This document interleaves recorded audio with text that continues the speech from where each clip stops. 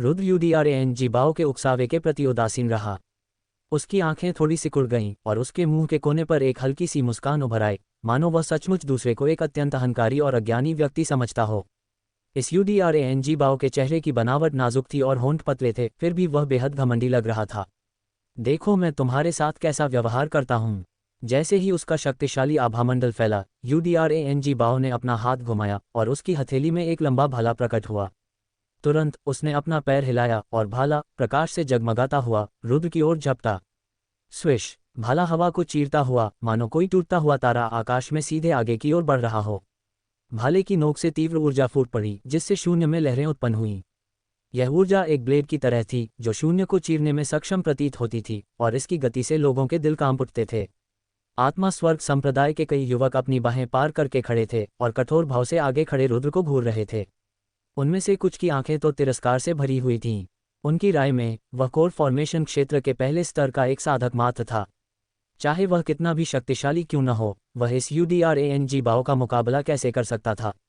Core formation क्षेत्र के दूसरे स्तर के शिखर पर अपनी ताकत के साथ यूडीआरएनजी बाओ शायद इस व्यक्ति को एक साधारण प्रहार से कुचल सकता है ना? भाले का संवेग इंद्रधनुष जैसा है, लेकिन यह संवेग व्यक्ति से अलग है और एकाकार नहीं हो पा रहा है। इसका मतलब है कि उसने सबसे बुनियादी संवेग को भी नहीं समझा है। जैसे ही यूडीआरएनजी बाओ ने भाले का प्रहार किया, रुद्र अपना सिर थोड़ा हिलाए बिना नहीं रह सका। प्रतिद्वंद्वी का प्रहार प्रभावशाली लग रहा था और निश्चित रूप से ऐसा नहीं था जिसका सामना आम लोग कर सकें। लेकिन रुद्र की नज़र में यह महज एक दिखावा था। उस भयंकर भाले के प्रहार का सामना करते हुए रुद्र की आंखें थोड़ी सिकुड़ गईं और उसके मुंह के कोने पर एक हल्की मुस्कान दिखाई दी। क्या इस बच्चे के चेहरे पर यह व्यंग्य है? जब रुद्र के मुंह के कोने पर मुस्कान आई तो भाले से हमला कर रहे यूडीआरएनजी बाओ ने अपनी भौहें ऊपर उठाईं, जिससे उनका चेहरा उदास हो गया। उन्हें लगा कि उनकी गरिमा को चुनौती दी गई है और वो काफ़ी नाराज थे। इस अप्रसन्नता से प्रेरित होकर उसकी कोर ऊर्जा उसकी हथेली में बढ़ गई, जिससे भाला चमकने लगा और उसकी गति और भी अधिक भयानक हो गई। उस गति के तहत भाले की नोक और हवा के बीच घर्षण से सीधे ऊर्जा का एक भंवर बन गया, जिससे प्रकाश विकीर्ण हुआ। ये भाले की नोक जैसा भंवर बड़ा और बड़ा होता गया, अंततः ऐसा लगने लगा मानो ये रुद्र को पूरा निगल जाएगा। हे, लगता है कनिष्ठ भाई झांक क्रोधित हैं। भाले की गति अचानक बढ़ती देख आत्मा स्वर्ग संप्रदाय के एक शिष्य ने मुस्कुराकर आंखें सिकोड़ लीं। उसकी आंखों में एक चंचल मुस्कान थी। जैसे ही उसने आगे देखा, ये प्रहार कोर फॉर्मेशन क्षेत्र के प्रथम स्तर पर उस साधक को तुरंत मारने के लिए पर्याप्त होना चाहिए। उसके बगल में खड़े एक अन्य युवक ने कहा, यह बच्चा 10 चालों में निश्चित रूप से हार जाएगा। मुझे लगता है कि 3 चालें पर्याप्त हैं। वरिष्ठ भाई झांग इस बच्चे को सांस लेने का मौका ही नहीं देंगे। आत्मा स्वर्ग संप्रदाय के शिष्यों ने रुद्र को बिल्कुल भी अपनी नज़रों में नहीं लिया और बिना रोक टोक के उसके बारे में चर्चा करने लगे। जब हमला हुआ तो रुद्र और यूडीआरएनजी बाओ केवल 100 मीटर की दूरी पर थे। अब भाले की नोक चमक उठी और पलक झपकते ही रुद्र के सामने प्रकट हो गई। जैसे ही विशाल भंवर एक विशालकाय अजगर के मुंह की तरह रुद्र को निगलने वाला था, उसकी आंखें अचानक चमक उठीं।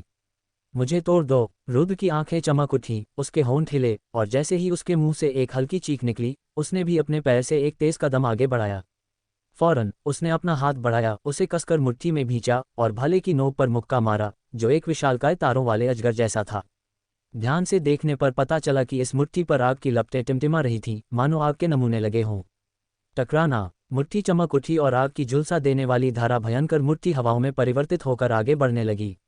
आग की इस धारा के तहत भाले की नोक से आगे आने वाली भंवर और तेज हवाएं धीरे धीरे खत्म होने लगीं। जैसे ही वह भंवर समाप्त हुआ जिसने मूल रूप से रुद्र को घेर लिया था, आगे खड़े साधकों ने भी उसकी आकृति देखी। इसके बाद आत्मा स्वर्ग संप्रदाय के युवकों को समझ आ गया कि जिस युवक को वे आसानी से हरा सकते थे, वह असल में अपनी नंगी मुट्ठियों से हमला कर रहा था। उसकी गति देखकर साफ जाहिर था कि वह यूडीआरएनजी बाओ के भाले का इस मौके से सीधा सामना करना चाहता था। एक आध्यात्मिक भाला था, दूसरा नंगी मुट्ठी। क्या दोनों की तुलना की जा सकती है? एक कोर फॉर्मेशन क्षेत्र के दूसरे स्तर का साधक था, दूसरा पहले स्तर का। शक्ति में अंतर एक नज़र में ही साफ दिखाई दे रहा था। क्या परिणाम के बारे में सोचने की कोई ज़रूरत थी? जवाब स्वाभाविक रूप से नहीं था। लेकिन चौंकाने वाली बात यह थी कि वे नंगी मुट्ठियां वास्तव में भाले की नोक से बने भंवर को भारी वेग से कुचल रही थीं। इसे देखते हुए क्या वह ऊपरी हाथ हासिल कर रहा था? आत्मा स्वर्ग संप्रदाय के सभी साधक अचंभित थे और शून्य भाव से सामने की ओर देख रहे थे। यहाँ तक कि विनोद, जो कोर फॉर्मेशन क्षेत्र के 5वें स्तर पर था, ने भी अपनी आंखें घुमाईं और आश्चर्य व्यक्त किया।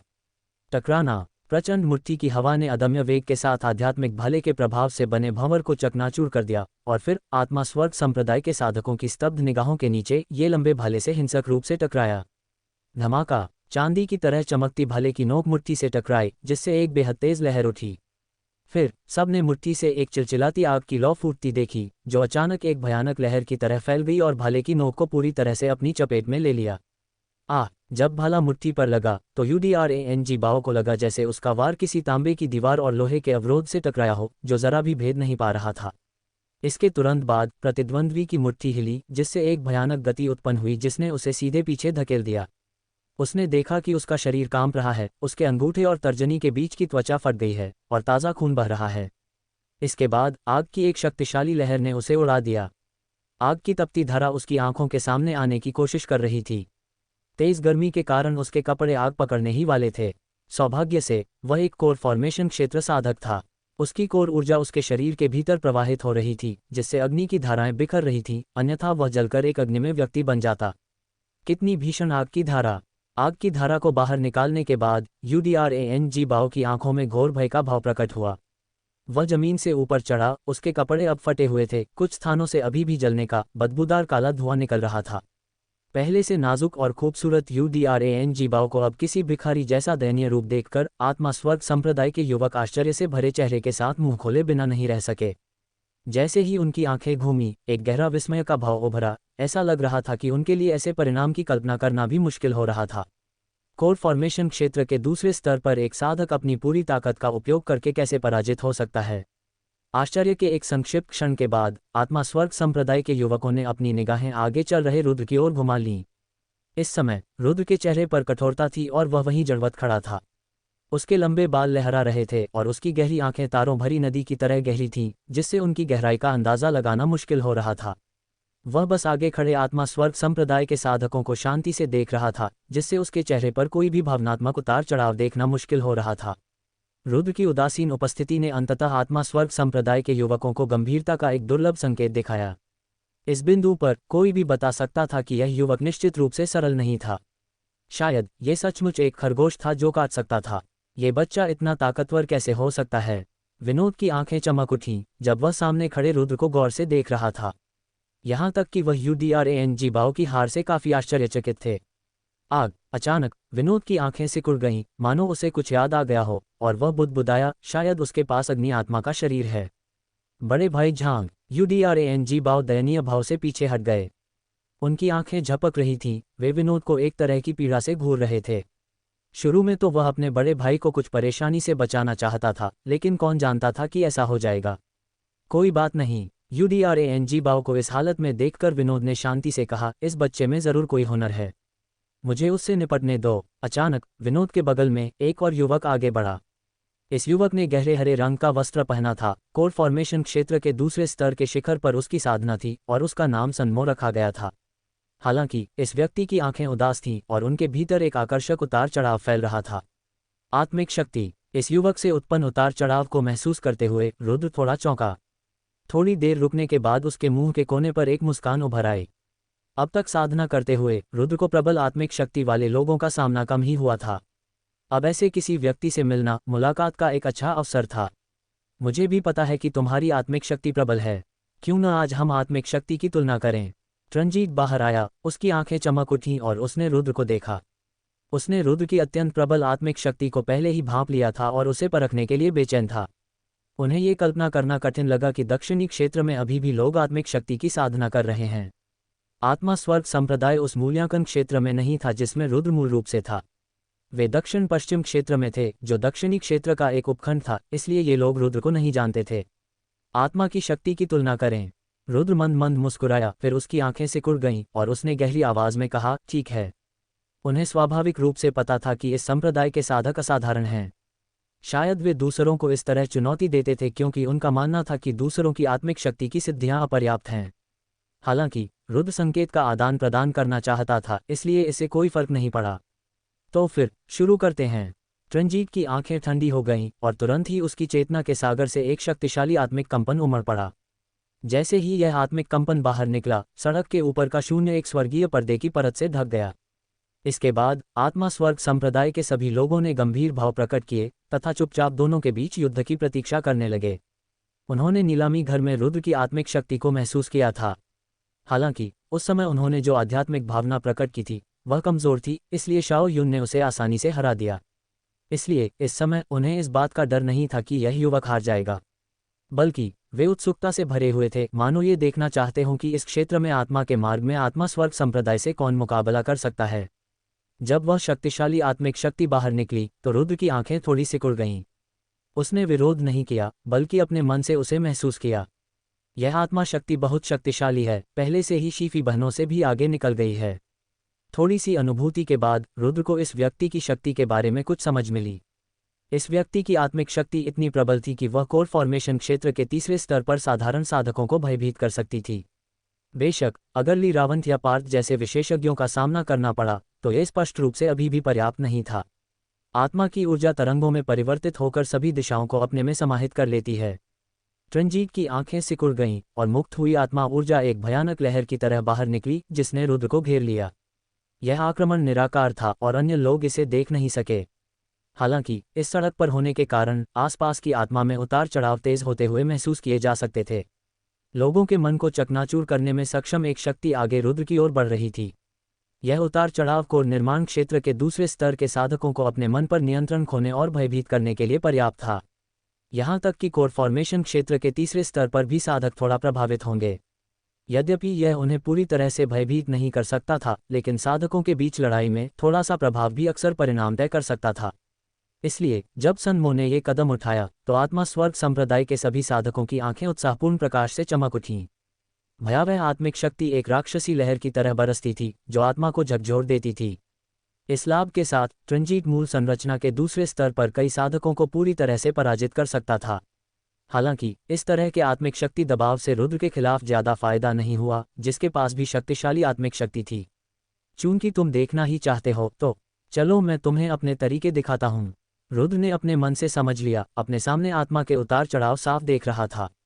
उसकी आंखें चमक उठीं और उसकी ग्लेबेला से एक भंवर निकला जिसने तुरंत आत्मा की शक्ति का एक शक्तिशाली उभार पैदा कर दिया।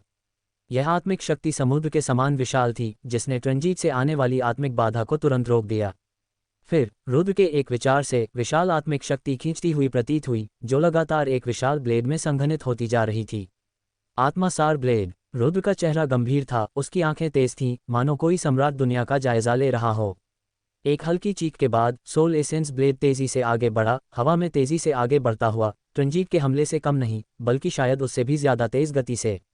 आत्मा के सार के हमले अदृश्य रूप से सघन होते हैं, बाहरी लोगों के लिए उन्हें देख पाना अत्यंत कठिन होता है। हालांकि आत्मा स्वर्ग द्वार के सभी साधक आत्मिक शक्ति की साधना करते हैं। जब तक वे अपनी आध्यात्मिक इंद्रियों को मुक्त करते हैं, वे आत्मिक शक्ति में उतार चढ़ाव को स्पष्ट रूप से देख सकते हैं। बेशक मूल संरचना क्षेत्र के साधकों में भी आध्यात्मिक बोध होता है, लेकिन ये बहुत कमजोर होता है, केवल कुछ उतार चढ़ावों को ही भांप पाता है और आक्रमणों को पूरी तरह से देख पाना मुश्किल होता है। यही क्षेत्र में अंतर और विभिन्न दिशाओं में साधना के कारण उत्पन्न स्पष्ट अंतर है। जैसे ही आत्मासार ब्लेड प्रकट हुआ, यह एक विशाल ब्लेड की तरह था जो आकाश को चीरता हुआ आत्मासार तरंगों की परतों को तोड़ता हुआ दिखाई दिया। वाह! एक क्षण में ही इस आत्मासार ब्लेड ने ट्रंजीत द्वारा किए गए हमले को ध्वस्त कर दिया। इस व्यक्ति का आत्मासार हमला रुद्र के साथ मुकाबला नहीं कर सका। इसके बाद आत्मासार का समुद्र पूरी तरह से फट गया और एक शक्तिशाली आत्मा बल ले जाने वाला विशाल ब्लेड ट्रंजीत की ओर टूट पड़ा। स्विश! आत्मासार ब्लेड आश्चर्यजनक वेग से नीचे उतरा। उसके भीतर की शक्तिशाली आत्मा निरोधक शक्ति ने ट्रंजीत के मन पर अत्यंत प्रबलता से आक्रमण करने की कोशिश की। उसने अपनी आत्मा को कांपता हुआ, लगभग सिहरता हुआ महसूस किया। यह आत्मिक शक्ति स्पष्ट रूप से उसकी अपनी शक्ति से अधिक शक्तिशाली थी। ऐसा इसलिए भी था क्योंकि उसकी आत्मा मजबूत थी, अन्यथा वह बहुत पहले ही अपने मन पर नियंत्रण खो चुका होता। कितनी शक्तिशाली आत्मिक शक्ति है! ट्रंजीत चौंक गया, अपने सामने उतरते हुए आत्मासार के तीखे ब्लेड को देखकर। यह एक गुप्त आत्मिक तकनीक है जिसे केवल आत्मिक मार्ग के विशेषज्ञ ही जानते होंगे। ये युवक आखिर कौन है जिसके पास ऐसी आत्मिक मार्शल आर्ट है? ट्रंजीत के लिए ये कल्पना करना सचमुच कठिन था कि इस क्षेत्र में कोई ऐसा व्यक्ति भी है जो इस आत्मा मार्शल आर्ट का अभ्यास करता है। उन्हें याद आया कि एक बार उन वरिष्ठ भाइयों ने कहा था कि इस क्षेत्र में उनका आत्मा स्वर्ग द्वार हमेशा आत्मा पथ पर हावी रहा है। ये युवक कहाँ से आया? क्या वह किसी दूसरे क्षेत्र से हो सकता है? ये सुनकर ट्रंजीत बहुत उलझन में पड़ गया। हालांकि इस समय आत्मासार ब्लेड नीचे गिर रहा था, स्थिति अत्यावश्यक थी और उसने थोड़ी सी भी लापरवाही दिखाने की हिम्मत नहीं की। मेरे आत्मा हथियार को गाढ़ा करो, अपनी आत्मासार को काट दो। यद्यपि आश्चर्यचकित होने के बावजूद ट्रंजीट का मन अभी भी स्थिर था। एक विचार के साथ उसकी चेतना के सागर में प्रकाश टिमटिमा उठा और हरे प्रकाश से झिलमिलाती एक आत्मा कलाकृति उसके ग्लेबेला से उभरी। बांस के डंठल जैसी दिखने वाली यह आत्मा कलाकृति उसकी चेतना के सागर से निकलते ही हरे प्रकाश के साथ फूट पड़ी और तुरंत एक विशाल बांस में बदल गई, जो निर्दयतापूर्वक सामने से वार करते हुए आत्मासार ब्लेड की ओर झुक गई। इस बांस से एक शक्तिशाली आत्मिक शक्ति आभा भी फूट पड़ी। हरा बांस देखने में तो साधारण सा लग रहा था, पर उसकी आभा कमजोर नहीं थी। उस पर रहस्यमयी रुनियां बह रही थीं, जो स्पष्ट उतार चढ़ाव छोड़ रही थीं। भिन्न भिन्नों जब ये बांस की छड़ जैसी आत्मा की कलाकृति नीचे उतरी, तो शून्य का वह क्षेत्र कांप उठा और एक भयानक कंपन ने सीधे रुद्र के आत्मासार ब्लेड को डुबो दिया। तुरंत बांस की छड़ नीचे उतरी और दोनों के बीच एक भयंकर टक्कर हुई। हालांकि यह एक अदृश्य हमला था, फिर भी एक जोरदार धमाका पूरे क्षेत्र में गूंज उठा। इस आघात से रुद्र का मन थोड़ा कांप उठा। पल भर में आत्मासार ब्लेड एक जबरदस्त बल से चकनाचूर हो गया और उसका मन भी थोड़ा प्रभावित हुआ। उसने जल्दी से अपने छोड़े हुए सभी आत्मासार ब्लेड वापस खींच लिए। रुद्र का मन कांप उठा और उसका शरीर भी कुछ कदम पीछे हट गया। क्या ये कोई आत्मा की कलाकृति है? कुछ कदम पीछे हटने के बाद रुद्र ने तुरंत अपनी आकृति स्थिर की। जब उसने आंखें मूंदकर सामने दिखाई दे रहे हरे बांस के खंभे को देखा, तो उसकी आंखों में जिज्ञासा की एक झलक उभर आई, मानो वह ऐसी आत्मा की कलाकृति देखकर आश्चर्यचकित हो रहा हो। यह आत्मा कलाकृति वास्तव में एक बांस के डंठल जैसी दिखती थी, जिसमें स्पष्ट बांस के जोड़ भी थे। रुद्र को पीछे हटते और आश्चर्य से भरा चेहरा देखते हुए ट्रंजीट ने अपनी भौहें उठाईं और उसके मुंह के कोने पर एक ठंडी, घमंडी मुस्कान उभर आई। एक अज्ञानी व्यक्ति, यह आत्मा बांस है जो स्वाभाविक रूप से आत्मासार शक्ति को संघनित करने में सक्षम है, आत्मा कलाकृतियों को परिष्कृत करने के लिए सर्वोत्तम आध्यात्मिक वस्तु। लगता है ये बच्चा अभी नौसिखिया है। रुद्र की आंखों में आश्चर्य देखकर आत्मा स्वर्ग द्वार के दूसरे युवकों ने भी मन ही मन राहत की सांस ली। जो व्यक्ति आत्मा मार्ग को सचमुच समझता है, वह निश्चित रूप से ऐसा भाव नहीं दिखाएगा। ये संभव है कि यह बच्चा भाग्यशाली रहा हो और उसने शक्तिशाली आत्मिक शक्ति विकसित कर ली हो। दुनिया बहुत बड़ी है और यह अवश्यंभावी है कि कुछ आत्मापत विरासतें हर जगह बिखरी हुई हैं और कभी कभी कुछ भाग्यशाली व्यक्तियों को उन्हें प्राप्त करने का अवसर भी मिल जाता है। स्पष्टतः उनके सामने खड़ा युवक ऐसा ही व्यक्ति था, अन्यथा वह आत्मा की कलाकृति को देखने के बाद इतनी अतिरंजित अभिव्यक्ति क्यों दिखाएगा? शायद इस बच्चे को अभी अभी वो 2 आत्मा कलाकृतियां मिली हैं और उसने अभी तक उनका विलय नहीं किया है। विनोद ने आंखें मूंद लीं और एक संतुष्ट मुस्कान भी दिखाई। अगर ऐसा होता तो ट्रंजीट इस मामले को पूरी तरह से संभाल सकता था और उसे हमला करने का कोई भी मौका नहीं गंवाना पड़ता। वार करने का यह अवसर भी उसके लिए तुरुप के पत्ते के समान था। हर बार जब वह इसका इस्तेमाल करता तो उसे अपनी रक्षा करने के अवसर कम मिलते। नौसिखिया, इन लोगों को फिर से ऐसे तिरस्कार भरे चेहरे पर देखकर रुद्र चौंकने से खुद को नहीं रोक सका। लेकिन जल्द ही उसने अपना सिर हिलाया और मंद मंद मुस्कुराया। वास्तव में वह आत्मा के मार्ग को नहीं समझता था, वह उस व्यक्ति के समान था जो जीवन के मध्य में ही भिक्षु बन गया था और उसने आज ही आत्मा की कलाकृतियों के बारे में सीखा था। यही कारण था कि वह इस आत्मासार बांस के बारे में उत्सुक था। आखिर ये तो बस एक बांस का डंठल था, फिर भी इसे एक जादुई कलाकृति में बदल दिया गया। ये वाकई अविश्वसनीय था। इसे रुद्र के लिए एक आंख खोलने वाली घटना माना जा सकता है, जिसने उसे दिखाया कि ये दुनिया वास्तव में आश्चर्यों से भरी हुई है और कोई भी चीज़ दिव्य हथियार या तेज कलाकृति बन सकती है। हालांकि इन लोगों ने सोचा कि वह एक नौसिखिया था, इस वजह से रुद्र को कुछ हद तक निराशा हुई। उन्होंने इस पर ज्यादा ध्यान नहीं दिया। मुस्कुराने के बाद रुद्र की आंखें संकुचित हो गईं और एक शक्तिशाली आत्मासार धीरे धीरे संघनित होने लगा। स्पष्टतः वह गति पकड़ रहा था, आक्रमण के लिए तैयार था। हे, तुम्हारी आत्मिक शक्ति तो अच्छी है, लेकिन आत्मिक पथ का मतलब सिर्फ उससे मुकाबला करना नहीं है। रुद्र के हमले को एक ही बार में हराने के बाद ट्रंजीट का आत्मविश्वास भी बढ़ गया। जब तक दूसरे पक्ष ने उन 2 आत्मास्तरीय आत्मिक पथ कलाकृतियों को एक साथ नहीं मिला दिया था, उसे पूरा विश्वास था कि वह उसे हरा सकता है। सिर्फ एक आत्मा कलाकृति, क्या इसके लिए इतना घमंडी होना उचित है? ट्रंजीट के आत्मसंतुष्ट भाव देखकर जैसे किसी ने मामूली सफलता हासिल कर ली हो, रुद्र मंद मंद मुस्कुराया। अगर तुम्हारे आत्मा स्वर्ग संप्रदाय के लोग प्रभुत्व के लिए सिर्फ आत्मा कलाकृतियों पर निर्भर हैं, तो इस आदान प्रदान और प्रतिस्पर्धा को जारी रखने का कोई मतलब नहीं है। इस बार रुद्र केवल आत्मा मार्ग के बारे में और अधिक जानना चाहता था। दुर्भाग्य से ये स्पष्ट था कि इस क्षेत्र में ट्रंजीट की नींव उतनी गहरी नहीं थी जितनी उसकी अपनी। इससे रुद्र कुछ निराश हुआ, इसलिए उसने अब और पीछे हटने का इरादा नहीं किया। जैसे ही उसके शब्द निकले, उसकी चेतना के सागर से आत्मिक शक्ति का एक शक्तिशाली उभार बह निकला। घमंडी, रुद्र द्वारा फटकार लगाए जाने पर रंजीत तुरंत क्रोधित और शर्मिंदा हो गया। आत्मा बांस स्वर्ग भेदक, एक ठंडी खर्राटों की आवाज आए। विशाल आत्मा सार को रंजीत ने आत्मा बांस में प्रविष्ट कराया। आत्मा बांस, जो मूल रूप से केवल 3 मीटर लंबा था, तुरंत हरी रोशनी के साथ फूट पड़ा और 10 मीटर लंबे विशाल बांस में बदल गया। फिर हरे रंग के पैटर्न की एक चमक के साथ उसने एक प्रचंड गति पकड़ी और आगे की ओर बढ़ गया। भिन्न भिन्न विशाल बांस आश्चर्यजनक गति से हिल रहा था। साधारण सा दिखने वाला बांस इस क्षण असाधारण रूप से तीखा हो गया, मानो वह शून्य को भी भेद सकता हो। ऐसा आक्रमण उन मूल संरचना तृतीय स्तर के साधकों के भौतिक आक्रमणों का पूरी तरह से सामना कर सकता था। इससे भी अधिक भयावह बात यह थी कि जब बांस पर लगे रून टिमटिमाते थे तो उससे एक अत्यंत प्रबल आत्मा उतार चढ़ाव भी निकलता था।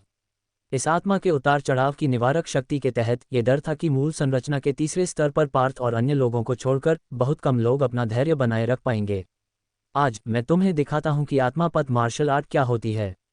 रंजीत के अहंकारी आवेग का सामना करते हुए रुद्र पीछे नहीं हटा बल्कि आगे बढ़ा। उसकी आंखें सिकुड़ गईं और एक धीमी चीख के बाद उसके सामने आत्मासार एक आत्मासार ब्लेड में संघनित हो गया।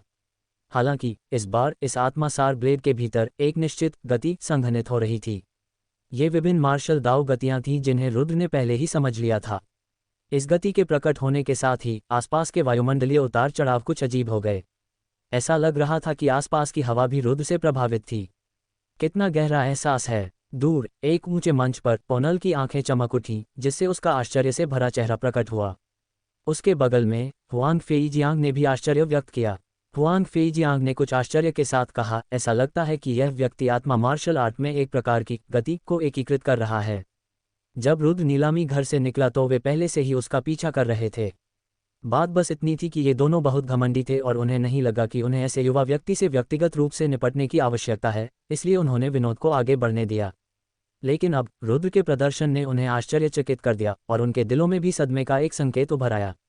ये सदमा न केवल पोनल की आंखों में बल्कि हुआंग फेईजियांग की आंखों में भी दिखाई दिया। आत्मा मार्शल आर्ट में गति को एकीकृत करना, ऐसी विधि कुछ ऐसी थी जिसे वह भी पूरा नहीं कर सका, लेकिन ऐसा लग रहा था कि सामने वाले युवक ने ही यह काम किया है। इसके अलावा जब युवक ने इस गति को अपनी मार्शल आर्ट में एकीकृत किया तो ऐसा लगा जैसे उसका पूरा अस्तित्व एक निश्चित कलात्मक अवधारणा में प्रवेश कर गया हो। इससे उसे सदमा लगा, इस क्षेत्र में ऐसी आत्मापथ प्रतिभा कैसे हो सकती है। पोनल और यागराज दोनों के दिलों में भावनाओं की लहरें उठ रही थी जिन्हें शांत करना मुश्किल था। आत्मा मार्शल आर्ट, स्वर्गीय युआन मार्शल आर्ट, ये सभी मार्शल आर्ट हैं। चूंकि ये सभी मार्शल आर्ट हैं तो मेरी गति को हर चीज को भेदने दो। जब वह गति आत्मासार ब्लेड में एकीकृत हुई तो रुद्र की आंखें सिकुड़ गईं और उसका पूरा अस्तित्व उस आत्मा मार्शल आर्ट की कलात्मक अवधारणा में पूरी तरह से समा गया। इस समय उसके लंबे बाल लहरा रहे थे, मानो हल्की हवा के साथ नाच रहे हों, और हर हरकत से एक अलौकिक स्वभाव प्रकट हो रहा था। हल्की सी बड़बड़ाहट के बाद संघनित आत्मासार ब्लेड भी भयंकर रूप से कांप उठा और सामने स्थित विशाल बांस के खंभे की ओर तेजी से बढ़ने लगा। जैसे ही यह आत्मासार ब्लेड नीचे उतरा, इसने एक शक्तिशाली गति प्राप्त की। ये गति बहुत तीव्र, अप्रतिरोध्य और अतुलनीय रूप से प्रबल थी, मानो कोई राजा विश्व पर विजय प्राप्त करने जा रहा हो। आत्मा की उत्पत्ति का ब्लेड थोड़ा सा हिला और शून्य कांप उठा। दूर से देखने वालों ने देखा कि रुद्र का शरीर ऐसे हिल रहा था मानो वह विशाल ब्लेड से रंजीत पर वार कर रहा हो, लेकिन करीब से देखने पर युवक की आंखें थोड़ी सिकुड़ी हुई थीं और वह स्थिर खड़ा था। ऐसा विचित्र दृश्य लोगों को आश्चर्य से भर देता था, मानो वे स्वप्न में हो, मानो वे किसी भ्रम में हों। रुद्र की वर्तमान स्थिति गहन थी, मानो वह मार्शल आर्ट के साथ विलीन हो गया हो, या मानो मार्शल आर्ट पूरी तरह से उसके नियंत्रण में हो, जिसे इच्छानुसार इस्तेमाल किया जा सके। इस गहन स्थिति ने आत्मा स्वर्ग संप्रदाय के साधकों को थर्रा दिया। इतनी गहन आत्मा मार्शल आर्ट कुछ ऐसी थी जिसे इस पीढ़ी के उनके वरिष्ठ शिष्य पोनल भी नहीं समझ पाए थे। ये जानना जरूरी है कि पोनल आत्मा स्वर्ग संप्रदाय की युवा पीढ़ी का गौरव था, जिसका लक्ष्य 100 संप्रदायों की लड़ाई में शीर्ष 100 में प्रवेश करना और स्वर्गीय राजधानी क्षेत्र में प्रवेश करना था। फिर भी ऐसे व्यक्ति द्वारा समझी गई आत्मा मार्शल आर्ट भी इस अपरिचित युवक जितनी गहन नहीं थी। ऐसा परिणाम आश्चर्यजनक क्यों न हो। इससे लोगों को आश्चर्य हुआ कि क्या वे आत्मा स्वर्ग संप्रदाय से थे या यह अपरिचित युवक आत्मा स्वर्ग संप्रदाय से था। आत्मा स्वर्ग ब्लेड एक शक्तिशाली आभा के साथ नीचे गिरा, जो रुद्र के पहले हमले से पूरी तरह से अलग था, दो अलग मार्शल आर्ट की तरह। ये कैसी आभा है। आत्मा मूल ब्लेड को अपनी ओर वार करते देख रंजीत का चेहरा आश्चर्य और सदमे से भर गया। इस आदमी ने ये कैसे किया? ये किस संप्रदाय से है? आत्मा पथ में इसे इतनी अद्भुत सिद्धियां कैसे प्राप्त हैं? ट्रंजीत को ऐसा महसूस हो रहा था मानो वह किसी ग्रैंड मास्टर का सामना कर रहा हो, तथा उसके हृदय में एक अवर्णनीय दबाव उठ रहा था। जब वह आश्चर्यचकित था तो आत्मा मूल ब्लेड पहले ही नीचे गिर चुका था। इसकी गति भारी थी, जिससे उसकी आत्मा कांप उठी और उसकी आंखों में डर उभर आया। भयभीत होकर ट्रंजीत ने तुरंत सोल बैम्बू को सक्रिय कर दिया तथा उसे सोल ओरिजिन ब्लेड की ओर जोरदार प्रहार किया। धमाका! विशाल सोल बैम्बू ने गुनगुनाते हुए चमकदार हरे रंग के पैटर्न उत्सर्जित किए और फिर आकाश से नीचे गिरते हुए सोल ओरिजिन ब्लेड से टकराया। आत्मा बांस में अद्भुत गति थी, जो ट्रंजीत का सबसे शक्तिशाली आक्रमण था। इसके बल पर वह मूल संरचना क्षेत्र के तीसरे स्तर के साधकों से पूरी तरह मुकाबला कर सकता था। दुर्भाग्य से इस हमले का रुद्र पर कोई निवारक प्रभाव नहीं पड़ा। सोल ओरिजिन ब्लेड बस रोशनी से चमका, हरे पैटर्न को चीरता हुआ और फिर गति का फायदा उठाकर सोल बैम्बू पर वार किया। शक्तिशाली आभा ने सीधे सोल बैम्बू को अपनी चपेट में ले लिया। जिस क्षण आत्मा बांस को निगल लिया गया, एक अदम्य और प्रभावशाली आभा ने ट्रंजीत की चेतना के सागर पर आक्रमण कर दिया। भिन्न भिन्न इस आभा के क्षरण से ट्रंजीत की आत्मा कांप उठी, उसका चेहरा पीला पड़ गया और उसका पूरा शरीर टूटी डोरी वाली पतंग की तरह पीछे की ओर उड़ गया। उसके मुंह से ताज़ा खून की एक बूंद निकली और विशाल आत्मा बांस की रोशनी मंद होकर एक छोटे बांस के डंडे में बदल गई। रुद्र के सोल ओरिजिन ब्लेड हमले के तहत जो उसकी आभा के साथ विलीन हो गया था, ट्रंजीत का कोई मुकाबला नहीं था। धम्म! ट्रंजीत अस्तव्यस्त होकर गिरा और एक शक्तिशाली टक्कर से पूरी सड़क हिल गई। अस्त व्यस्त सूर्यकुआन को उतरते देख आत्मा स्वर्ग संप्रदाय के सभी साधकों के भाव बदल गए। इस बच्चे को मार्शल और आत्मा दोनों ही रास्तों में इतनी उपलब्धियां हासिल हैं। झांग अबाव की आंखें चमक उठीं और वह आश्चर्य से रुद्र को घूरने लगा। वह पहले भी पराजित हो चुका था और अभी भी आश्वस्त नहीं था, क्योंकि उसे विश्वास था कि उसने अभी तक अपनी आत्मापथ तकनीकों का उपयोग नहीं किया है। लेकिन ट्रंजीत की हार देखने के बाद उनके विचार गायब हो गए। वह जानता था कि आत्मापथ में ट्रंजीत की उपलब्धियां कितनी मजबूत थीं। वह वरिष्ठ शिष्य पोनल के बाद दूसरे स्थान पर थे, फिर भी ऐसी शख्सियत भी इस अपरिचित युवक से पराजित हो गई। सबसे अविश्वसनीय बात यह थी कि इस अपरिचित युवक ने आत्मा कलाकृति को भी सक्रिय नहीं किया था। किसी आत्मा कृत्रिमता पर निर्भर हुए बिना और केवल आत्मा युद्ध कलाओं पर निर्भर होकर उसने ट्रंजीत को हरा दिया। इससे यह अंदाजा लगाया जा सकता था कि इस युवक की प्रतिभा कितनी अद्भुत थी। ये कल्पना करना मुश्किल नहीं था कि अगर वह किसी आत्मा कृत्रिमता के साथ जुड़कर युद्ध में उसका इस्तेमाल करे तो उसकी युद्ध शक्ति कितनी अद्भुत होगी। यह विलक्षण प्रतिभा कहाँ से आए? मूल संरचना राज्य के 5वें स्तर पर स्थित विनोद की आंखों में भी अब एक गंभीर भाव था।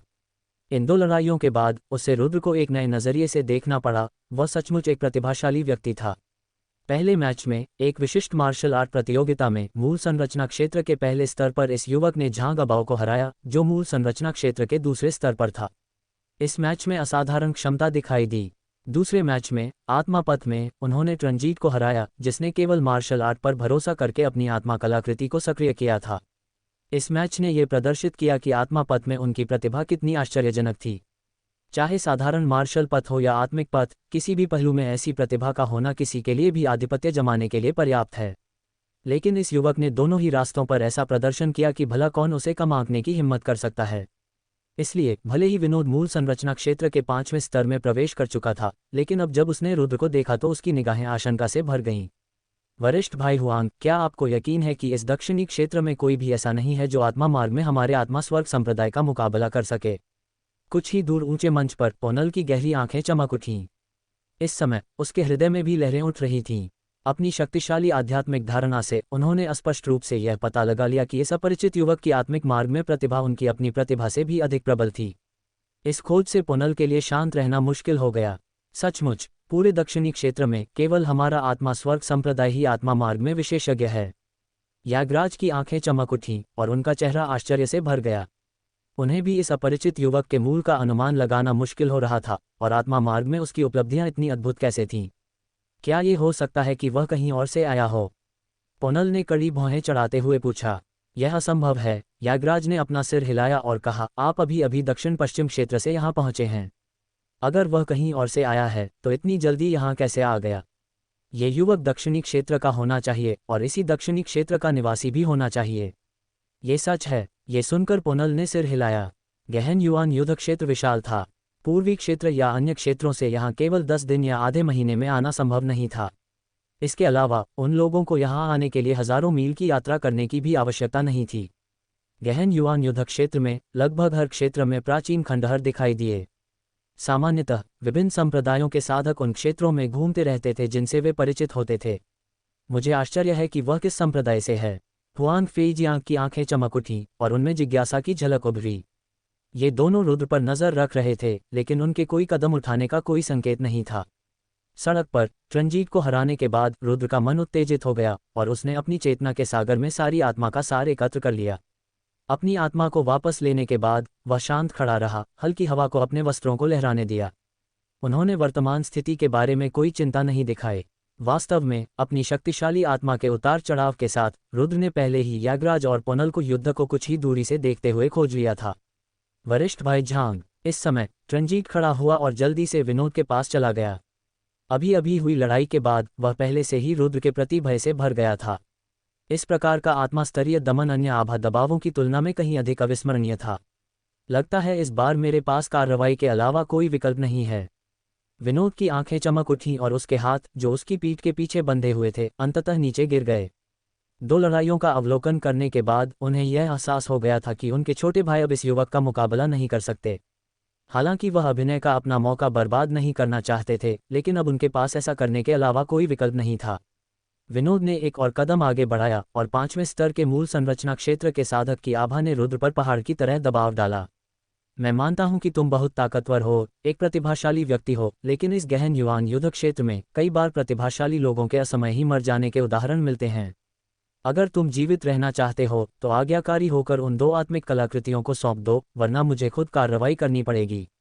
विनोद की आंखें ठंडी थीं जब उसने कहा, हे, मैं हमेशा विभिन्न संप्रदायों के प्रतिभाशाली लोगों को गला घोंटते हुए देखता था और अब मैं सचमुच एक प्रतिभाशाली व्यक्ति का गला घोंटने का स्वाद चखना चाहता हूँ। जैसे ही उसने बोलना समाप्त किया, विनोद के मुंह के कोने पर धीरे धीरे बर्बरता का भाव उभर आया।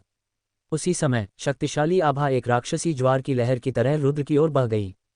प्रहार प्रहार। इस आभा के प्रभाव में रुद्र का शरीर लगातार पीछे हट रहा था, उसका रक्त और क्यूई मंथन कर रहे थे। शक्तिशाली दबाव उसकी क्षमता से परे था। अब अगर वह पूरी कोशिश भी कर ले तो भी वह विनोद से नहीं लड़ सकता था, जब तक कि वह अपना तुरुप का पत्ता न चला ले। तुम यही मेरा गला घोंटना चाहते हो? रुद्र ने अपने पैर जमाए और उसकी आंखें चमक उठीं, और फिर उसने एक एक शब्द कहा, मुझे डर है कि तुम में इतनी क्षमता नहीं है। रुद्र के चेहरे पर भी ठंडक का भाव दिखाई दिया।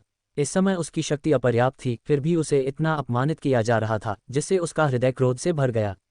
साथ ही उन्होंने मन ही मन मजबूत बनने के हर अवसर का लाभ उठाने का संकल्प लिया। केवल मजबूत बनकर ही वह इस तरह के उत्पीड़न से बच सकता था। धिक्कार है, एक निकम्मा इंसान जो 5 साल यहाँ रहने के बाद मूल संरचना राज्य के 5वें स्तर पर है, इतना घमंडी और दबंग होने की हिम्मत कैसे कर सकता है? जैसे ही रुद्र का चेहरा ठंडा पड़ गया, शिवालय में आकाश भक्षी गौरैया गुस्से से दहाड़ने से खुद को नहीं रोक सकी, उसकी आंखें आक्रोश से भर गईं। छोटी युंजी, आत्मा की कड़ी, आओ मिलकर आकाश भक्षी शिवालय को सक्रिय करें और इस कमीने को दबा दें। आकाश भक्षी गौरैया गालियां देते हुए चिल्लाए। अब वह और रुद्र पहले से ही एक ही नाव पर सवार थे। अगर एक समृद्ध होता तो दोनों समृद्ध होते, अगर एक अपमानित होता तो दोनों अपमानित होते। वह रुद्र को कैसे धमका सकता था? आत्मा लिंग। रुद्र ने भौहें चढ़ाईं, उसकी आंखों में झिझक का संकेत था। आकाश भक्षी गौरैया की आत्मशक्ति मूल संरचना क्षेत्र के 4थे स्तर तक पहुंच चुकी थी। अगर वे आत्मा संयोजन करते तो निस्संदेह उनकी दोनों आत्मशक्तियां बढ़ जातीं। हालांकि इस शहर में बहुत से लोग थे, और अगर आकाश भक्षी शिवालय सचमुच सक्रिय हो जाता तो ये बहुत प्रतिकूल होता। ऐसे सर्वोच्च खजाने के आकर्षण में स्वर्गीय राजधानी नीलामी घर के बुजुर्ग भी शायद लुभाए जाएंगे, है ना? जब उसने वह गोली बेची थी तब उस बुजुर्ग ने पहले से ही उस पर ध्यान देना शुरू कर दिया था, और वह संभवतः उस समय आसपास के उतार चढ़ाव पर नजर रख रहा था। एक बार आकाश भक्षी शिवालय प्रकट हो गया तो यह निश्चित रूप से सभी शक्तिशाली साधकों को चिंतित कर देगा। रुद्र इसके परिणामों को सहन नहीं कर सका। तो फिर हमें क्या करना चाहिए? रुद्र को हिचकिचाते देख आकाश भक्षी गौरैया ने कुछ उदास होकर कहा। रुद्र के लिए वह सार्वजनिक स्थान पर आकाश भक्षण पैगोडा के मुख्य भाग को सक्रिय करने के बजाय अपने तुरुप के पत्ते का उपयोग करना पसंद करेगा। जैसे ही रुद्र अपना तुरुप का पत्ता इस्तेमाल करने वाला था, उसकी आंखें अचानक चमक उठीं और उसकी निगाह दूर शून्य की ओर मुड़ गई। बच्चे, जब तुम इतने जिद्दी हो तो इस बूढ़े से अच्छा सबक सीखवाओ। रुद्र की जिद देखकर विनोद का चेहरा काला पड़ गया। उसकी हथेली एक ब्लेड में बदल गई और विशाल मूल संरचना का सार संघनित होकर तुरंत एक विशाल युआन क्यू ब्लेड बन गया। जीवन शक्ति का विशाल ब्लेड एक वास्तविक हथियार की तरह चमक उठा, और जैसे ही उसने आकार लिया उसने रुद्र पर वार किया। यह आक्रमण अविश्वसनीय रूप से शक्तिशाली था। इसकी शक्ति मात्र से ही मूल कोर क्षेत्र के 5वें चरण से नीचे के साधकों को कुचला जा सकता था। इस दमनकारी आभा के नीचे रुद्र को भारी दबाव महसूस हुआ। वह लगातार पीछे हटता रहा, हर कदम पर उसके पैर जमीन में गहराई तक धंसते जा रहे थे और उसके पैरों के निशानों से मकड़ी के जाले जैसी दरारें फैल रही थीं। हालांकि इस उत्पीड़न का सामना करते हुए रुद्र ने कोई डर नहीं दिखाया, न ही उसने पलटवार करने के लिए कोई कदम उठाया। उसके शरीर पर अग्नि की आकृतियां उमड़ पड़ीं, जो उस आभा की दमनकारी शक्ति का डटकर विरोध कर रही थीं। ये बच्चा कोई हरकत नहीं कर रहा है। क्या वह मरने का इंतजार कर रहा है? सोल हेवन गेट से कुछ युवक बुदबुदाए, उनकी आंखें आश्चर्य से भरी हुई थीं। चाल चलून, भले ही वह असाधारण रूप से प्रतिभाशाली हो, फिर भी वह भाई लॉन के खिलाफ क्या कर सकता है, जो कि ओरिजिनल कोर दायरे के 5वें चरण में है। ट्रंजीत ने उपहास किया। वाह! हालांकि जैसे ही आत्मा स्वर्ग द्वार के साधक अपने अपने विचारों में खोए हुए सामने की ओर देख रहे थे, अचानक हवा के फटने की आवाज गूंजी। वह आवाज क्या थी? आत्मा स्वर्ग द्वार से आए कई साधकों की आंखें चमक उठीं और उनके चेहरे आश्चर्य से भर गए। जब सभी ने आवाज की दिशा में देखा तो उन्होंने अपने पीछे आकाश में एक चमकती हुई रोशनी देखी, जो किसी टूटते हुए तारे की तरह शून्य में फैल रही थी। इतनी जल्दी? आश्चर्य से भरे उद्गार गूंज उठे। वाह! भीड़ की विस्मयकारी चीखें गूंजने के बाद ये प्रकाश ऊपर उठा और विनोद द्वारा प्रकट की गई प्राण ऊर्जा की विशाल धार की ओर भेदता हुआ आगे बढ़ा। ऊर्जा की एक अद्भुत लहर, मानो स्वर्ग से उतरती कोई दिव्य नदी, शून्य के इस हिस्से को ढंक रही थी। इस ऊर्जा उतार चढ़ाव के आवरण में झांग अबाव और ट्रंजीत के साथ साथ आत्मा स्वर्ग द्वार के अन्य लोगों के चेहरे तुरंत कठोर हो गए। कितनी शक्तिशाली आभा है! ऐसा लगता है कि यह मूल कोर दायरे के 5वें चरण को पार कर गया है। जब यह आभा उन पर छा गई तो आत्मा स्वर्ग द्वार साधकों के हृदय भी हिंसक रूप से कांप उठे। हवा का कितना तेज झोंका है, किसका है? जैसे ही रोशनी चमकी, विनोद को अपनी रीढ़ में एक ठंडी सी दौड़ती हुई महसूस हुई। एक शक्तिशाली आभा उसकी ओर बही, एक ऐसी आभा जिसने उसे सचमुच खतरे का एहसास कराया। सदमे में आकर उसने तुरंत अपनी आध्यात्मिक इंद्रियों को जागृत किया और यह समझने की कोशिश की कि उसके पीछे क्या था। जैसे ही उसने अपनी आध्यात्मिक इंद्रियों को मुक्त किया, उसने पाया कि उसके पीछे एक युवक एक लंबा भाला पकड़े हुए उसकी ओर आ रहा है। लेकिन जब तक उसे इसका एहसास हुआ, तब तक बहुत देर हो चुकी थी। वाह! भाले की एक चमक से उसने हथेली के उस ब्लेड को चकनाचूर कर दिया जिसे उसने महत्वपूर्ण ऊर्जा से प्रकट किया था। जैसे ही तार का ब्लेड टूटा, विनोद के मुंह से पीड़ा की चीख भी निकली। उसने देखा कि उसकी हथेली पीछे हट गई, आसपास की ऊर्जा नष्ट हो गई और केवल खून से सना हुआ हाथ रह गया। वह वार वास्तव में उसकी हथेली में सीधे घुस गया था। वह प्रहार तब हुआ जब उन्होंने आक्रमण करने के लिए प्राण ऊर्जा हथेली ब्लेड को प्रकट किया। यद्यपि यह एक प्रेत जैसी महत्वपूर्ण ऊर्जा वाली विशालकाय ब्लेड की तरह दिखती थी, लेकिन उसकी हथेली का नियंत्रण इसके भीतर छिपा हुआ था। नवागंतुक वास्तव में उसकी हथेली को भेदने में कामयाब हो गया था, जो कि प्राण ऊर्जा के भीतर छिपी हुई थी, जिससे पता चलता है कि उसकी आभा और निर्णय कितने आश्चर्यजनक थे। विनोद की हथेली में छेद होने से रुद्र पर जो दबाव था वह तुरंत दूर हो गया। इसके बाद शून्य में एक आकृति टिमटिमाती हुई दिखाई दी और चांदी के वस्त्र पहने एक लंबा भाला पकड़े हुए एक युवक शून्य के इस भाग में प्रकट हुआ। यह युवक बहुत ही सुंदर था, उसका शरीर भाले की तरह सीधा था। उसकी निगाहें तेज थीं, वह सड़क पर कुछ लोगों पर तेजी से घूम रहा था, फिर वह नीचे तैरता हुआ सीधे रुद्र के सामने आ गया। उसे देखकर ऐसा लग रहा था जैसे वह रुद्र को जानता हो। क्या यह मूल कोर क्षेत्र के 6ठे चरण में एक साधक है? ये व्यक्ति पिछले सत्र से एक मजबूत व्यक्ति होना चाहिए। क्या वे एक ही संप्रदाय से हैं? जब ये चांदी के वस्त्र पहने युवक प्रकट हुआ तो ट्रंजीत और अन्य सभी के चेहरे बदल गए। इस व्यक्ति द्वारा किया गया भाला प्रहार शून्य को भेदने में सक्षम प्रतीत हो रहा था, और यहाँ तक कि विनोद भी इसका मुकाबला नहीं कर सका, जिससे पता चलता है कि वह कितना दुर्जय था। इससे वे आशंकित हो गए। क्या तुम ठीक हो? चांदी के वस्त्र पहने युवक की नज़र उतरने के बाद तेज हो गई और उसने रुद्र की ओर देखते हुए पूछा। कोई गंभीर बात नहीं। युवक को देखकर रुद्र मुस्कुराया, अपनी हथेलियां फैलाते हुए बोला, भाई यिन के समय पर हस्तक्षेप के लिए धन्यवाद। यह अचानक प्रकट हुआ व्यक्ति स्वाभाविक रूप से सरोज था। हम सब एक ही पक्ष में हैं, फिर इतने विनम्र क्यों हो? सरोज ने मुस्कुराते हुए कहा। रुद्र ने कंधे उचका दिए और कुछ नहीं कहा। ऐसी दयालुता बस दिल में याद रखने की जरूरत होती है, ज्यादा कहने से दिखावटीपन लगता है। सरोज ने थोड़ा सिर हिलाया, फिर अपने शरीर को आत्मा स्वर्ग द्वार से आए साधकों की ओर मोड़ दिया। यिन जियुक्सिंग से भी एक शक्तिशाली आभा निकली, जिसने विनोद और अन्य लोगों को कसकर जकड़ लिया। प्रहार। इस शक्तिशाली आभा के प्रभाव में विनोद, ट्रंजीत और अन्य लोग बार बार पीछे हटते रहे। उनकी धड़कनें बेवजह तेज हो गईं और उनकी आंखों में डर उभर आया। यिन जियुक्सिंग की दमनकारी आभा के सामने उनमें प्रतिरोध करने की बिल्कुल भी शक्ति नहीं बची थी। ऐसा लग रहा था मानो उनकी रक्तवाहिकाएं फट जाएंगी। यहाँ तक कि विनोद के चेहरे पर भी आशंका दिखी। यद्यपि मूल कोर क्षेत्र का 5वां चरण और 6ठा चरण केवल एक कदम के अंतर पर हैं, लेकिन इस क्षेत्र में जितना आगे बढ़ा जाता है, अंतर उतना ही अधिक होता जाता है। क्योंकि जैसे जैसे क्षेत्र में सुधार होता है, स्वर्ग और पृथ्वी की शक्तियों और मार्शल आर्ट के तरीके के बारे में साधक की समझ भी उसी के अनुसार बेहतर होती जाएगी। एक बार ये सब सुधर जाएं तो दोनों पक्षों के बीच का अंतर केवल एक क्षेत्र का मामला नहीं रह जाएगा। वाह! जैसे ही विनोद और अन्य लोग भयभीत दिखे, शून्य में हवा के फटने की आवाज गूंजी और उसके अनुरूप एक अत्यंत आश्चर्यजनक उतार चढ़ाव आया। भिन्न भिन्न इस उतार चढ़ाव के कारण शून्य कांप उठा और एक शक्तिशाली आत्मा को झकझोर देने वाली शक्ति, मानो कोई दिव्य पर्दा नीचे गिर रहा हो, महसूस की जा सकती थी। आत्मिक शक्ति। सरोज की नज़र तेज हो गई और उसने ऊपर देखा। वहां पोनल और हुआन फेईजियांग हवा में उड़ते हुए उनकी ओर बढ़ रहे थे। उनके पीछे 2 अन्य युवक भी थे। क्या आप लोग आत्मा स्वर्ग द्वार से हैं? सरोज की आंखें चमक उठी और उसकी नज़र हुआन फेईजियांग पर पड़ी। कई वर्षों तक गहन उत्पत्ति युद्ध क्षेत्र में संघर्ष करने के कारण सरोज को इस दक्षिणी क्षेत्र की शक्तियों की कुछ समझ थी। बिल्कुल। यागराज जमीन पर उतरा, उसकी आंखों में धुंध सी घूम रही थी और एक शक्तिशाली आत्मिक शक्ति हवा में व्याप्त हो गई। उसने सरोज को कठोर चेहरे से देखा और कहा, तुम उत्तरी तारा संप्रदाय की सरोज हो। मैंने तुम्हारा नाम सुना है। लगता है तुम्हें हाल ही में कोई विरासत मिली है। सचमुच? यिन जियुक्सिंग की आंखें चमक उठीं और उसने कहा, मैं यिन जियुक्सिंग हूँ। आप पिछले सत्र के एक प्रतिष्ठित वरिष्ठ यहाँ एक नए व्यक्ति को धमका रहे हैं। क्या आपका आत्मा स्वर्ग द्वार इसी तरह काम करता है? यागराज का सामना करते हुए यिन जियुक्सिंग ने कोई तीव्र भावनात्मक उतार चढ़ाव नहीं दिखाया। हम कैसे व्यवहार करते हैं यह महत्वपूर्ण नहीं है। हुआन फेईजियांग की नज़रें गहरी हो गईं जब उसने कहा, क्या ये युवक आपके उत्तरी सितारा संप्रदाय से है? नहीं, सरोज ने सरलता से कहा, आपके उत्तरी सितारा संप्रदाय से नहीं। ये सुनकर हुआन फेईजियांग का चेहरा काला पड़ गया। तुमने एक बाहरी व्यक्ति के लिए मेरे आत्मा स्वर्ग द्वार के किसी व्यक्ति को घायल कर दिया। क्या तुम मेरी आत्मा स्वर्ग द्वार को अपनी नज़रों में नहीं रख रहे हो? मुझे पता है कि आपके उत्तरी सितारा संप्रदाय ने उत्तरी गहन संप्रदाय, मूल परिवर्तन द्वार और कई अन्य संप्रदायों के साथ मिलकर गठबंधन बना लिया है, लेकिन इससे क्या? आपको पता होना चाहिए कि मेरे आत्मा स्वर्ग द्वार के वरिष्ठ भाई डुआन जियुयू पूरे दक्षिणी क्षेत्र में लगभग अजेय हैं और आप उनसे मुकाबला नहीं कर सकते।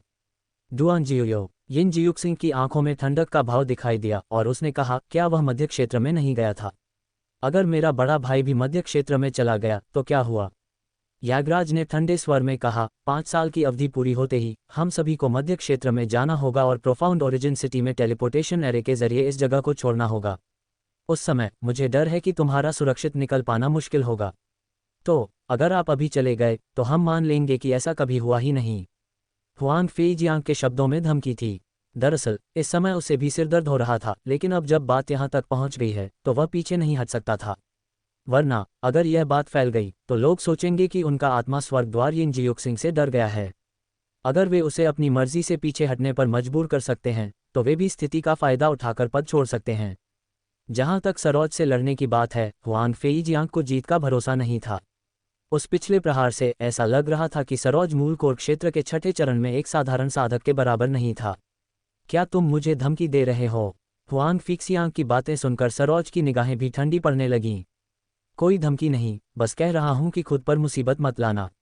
यागराज ने ठंडे स्वर में कहा, हम इतने सालों से यहाँ संघर्ष कर रहे हैं, अब जिंदा रहना आसान नहीं है।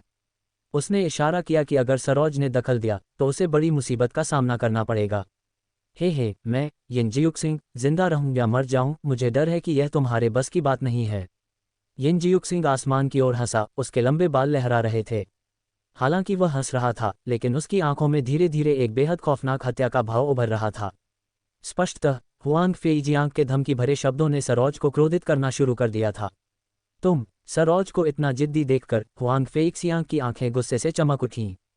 लेकिन अंततः उन्होंने धीरे धीरे उस गुस्से को दबा दिया। वह ऐसी लड़ाई में शामिल होने को तैयार नहीं था जिसमें उसे जीत का भरोसा नहीं था। ये देखकर ट्विनजीट और अन्य लोग भी पूरी तरह निराश हो गए।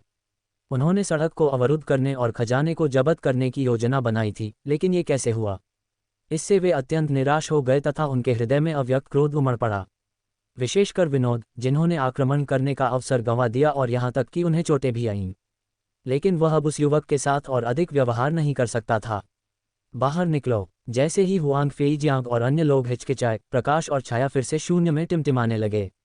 आगे के शून्य में कई युवक उनकी ओर उड़ते हुए आ रहे थे। जैसे ही ये लोग निकट पहुंचे, ज्वार की लहर की तरह एक जबरदस्त दबाव उन पर छा गया। सफ़ेद वस्त्र पहने एक युवक शून्य में चल रहा था, उसके कदम किसी अजगर या बाघ की तरह चल रहे थे। उससे एक शक्तिशाली आभा निकल रही थी, एक बेहद दबंग और जंगली आभा जिसने लोगों को डर से कांपने पर मजबूर कर दिया। जब यह व्यक्ति प्रकट हुआ तो हुआंग फेईजियांग का चेहरा बदल गया, क्योंकि उस आभा से उसका शरीर थोड़ा कांपने लगा था। स्पष्टतः प्रतिद्वंद्वी की ताकत उसकी तुलना में कहीं अधिक थी। तुम हो, सोहेल। हुआंग फेईजियांग ने मुड़कर देखा, और जब उसने नए व्यक्ति को देखा तो उसका चेहरा अचानक बदल गया और उसकी आंखों में एक गहरा भय उभर आया। अनजाने में उसके होंठ भींचे और उसने अपनी लार भी निगल ली। लोगों को डराने के लिए डुआनजियू का इस्तेमाल करना बंद करो, तुम वो नहीं हो। सोहेल पास आया। वह ताकतवर शरीर का था और उसके कदम किसी राजा जैसे थे, अजगर और बाघ की तरह। उससे एक अदृश्य शक्तिशाली आभा निकल रही थी। यह उतार चढ़ाव इतना दमनकारी था कि लोगों को ऐसा महसूस हो रहा था जैसे उनका दम घुट रहा हो। क्या यह मूल कोर क्षेत्र के 7वें चरण में एक साधक है? इस उतार चढ़ाव को महसूस करने पर आत्मा स्वर्ग द्वार के सभी साधकों में भय के लक्षण दिखाई दिए। तुम वास्तव में मूल कोर क्षेत्र के 7वें चरण में प्रवेश कर चुके हो। यहाँ तक कि हुआंग फेईजियांग की आंखों में भी भय दिखाई दिया। सोहेल के प्रकट होने से आत्मा स्वर्गीय द्वार के सभी साधक तुरंत अचंभित हो गए। 7वें चरण का कोर फॉर्मेशन रियल्म साधक पूरे दक्षिणी क्षेत्र में भी एक दुर्लभ शक्ति संपन्न था। यद्यपि यागराज ने कोर फॉर्मेशन क्षेत्र के 6ठे चरण में प्रवेश किया था, फिर भी ऐसे साधक का सामना करते समय उसे गहरी भय की अनुभूति हुई, खासकर जब ये पहले से ही प्रसिद्ध सोहेल था। अगर तुम अब नहीं भागते तो मुझे असभ्य होने का दोष मत देना। सोहेल की आंखें चमक उठीं, उनकी दबंग उपस्थिति अप्रतिरोध्य थी। ठीक है, तुम जीत गए। सोहेल को इतना दबंग देखकर यागराज की आंखें भयावह हो गईं। सब पर एक ठंडी नज़र डालने के बाद उसने अपनी आस्तीनें ऊपर उठाईं और कहा, चलो चलें। अब उसके पास और कोई चारा नहीं था।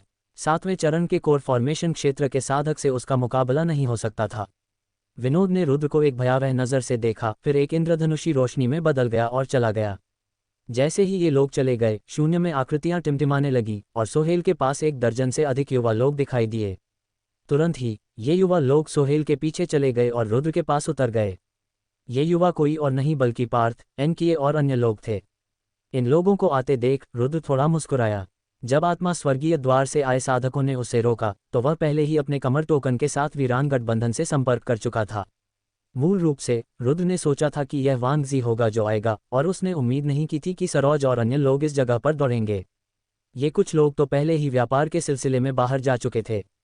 अन्यथा वांग जी की ताकत को देखते हुए रुद्र अभी भी थोड़ा चिंतित होता, क्योंकि वह व्यक्ति कोर फॉर्मेशन दायरे के 5वें चरण के शिखर पर था। तुम रुद्र हो। सोहेल लंबा था, वह इन जियुक्सिंग के बगल में खड़ा था और अपनी आभा के साथ भी उससे एक शक्तिशाली उपस्थिति निकल रही थी। वह आभा मानो उसकी हड्डियों से निकल रही हो, मानो शक्तिशाली लोगों में ही होती है, जिससे लोगों का सांस लेना मुश्किल हो जाता था। यहाँ तक कि रुद्र को भी इस व्यक्ति का सामना करते समय कुछ दबाव महसूस हुआ। इस समय सोहेल ने रुद्र को बड़ी दिलचस्पी से देखा। वह मैं ही होऊंगा। रुद्र ने सोहेल की ओर अपनी मुट्ठियां उठाईं और कहा, भाई जी, आपकी सहायता के लिए धन्यवाद। यद्यपि इस व्यक्ति का रवैया बहुत गर्मजोशी भरा नहीं था, लेकिन इस बार उसकी मदद करने की इच्छा ने रुद्र के लिए एक समस्या का समाधान कर दिया था। इसलिए रुद्र को सोहेल के प्रति थोड़ी कृतज्ञता महसूस हुई। हे, सचमुच एक युवा प्रतिभाशाली। सोहेल ने रुद्र को गौर से देखा, फिर जोर से हंसते हुए कहा, ये दुनिया भविष्य में तुम्हारी होगी। अभी एक अस्थायी बाधा का कोई मतलब नहीं है। इस दुनिया में केवल प्रतिभाशाली लोग ही शिखर पर गर्व से खड़े हो सकते हैं।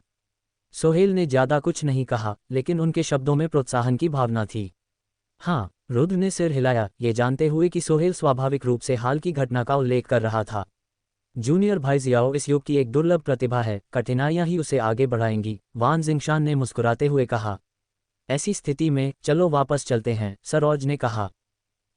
रुद्र ने सिर हिलाया। इसके बाद सोहेल और सरोज ने उनके निवास की ओर चलते हुए मार्ग का नेतृत्व किया। जहां तक वान जिंगशान, पार्थ और अन्य लोगों का प्रश्न है, वे रुद्र के साथ थे, हवा में टहलते हुए, चलते हुए, बातें करते हुए। हे भाई जियाओ, उन 2 आत्मा प्रकार की जादुई कलाकृतियों को आपने नीलाम कर दिया था, है ना? मुस्कुराते हुए एनकिए की आंखें थोड़ी सिकुड़ गईं। वान जिंगशान और उसके बगल में खड़े अन्य लोगों ने उत्सुकता भरी निगाहें दिखाईं।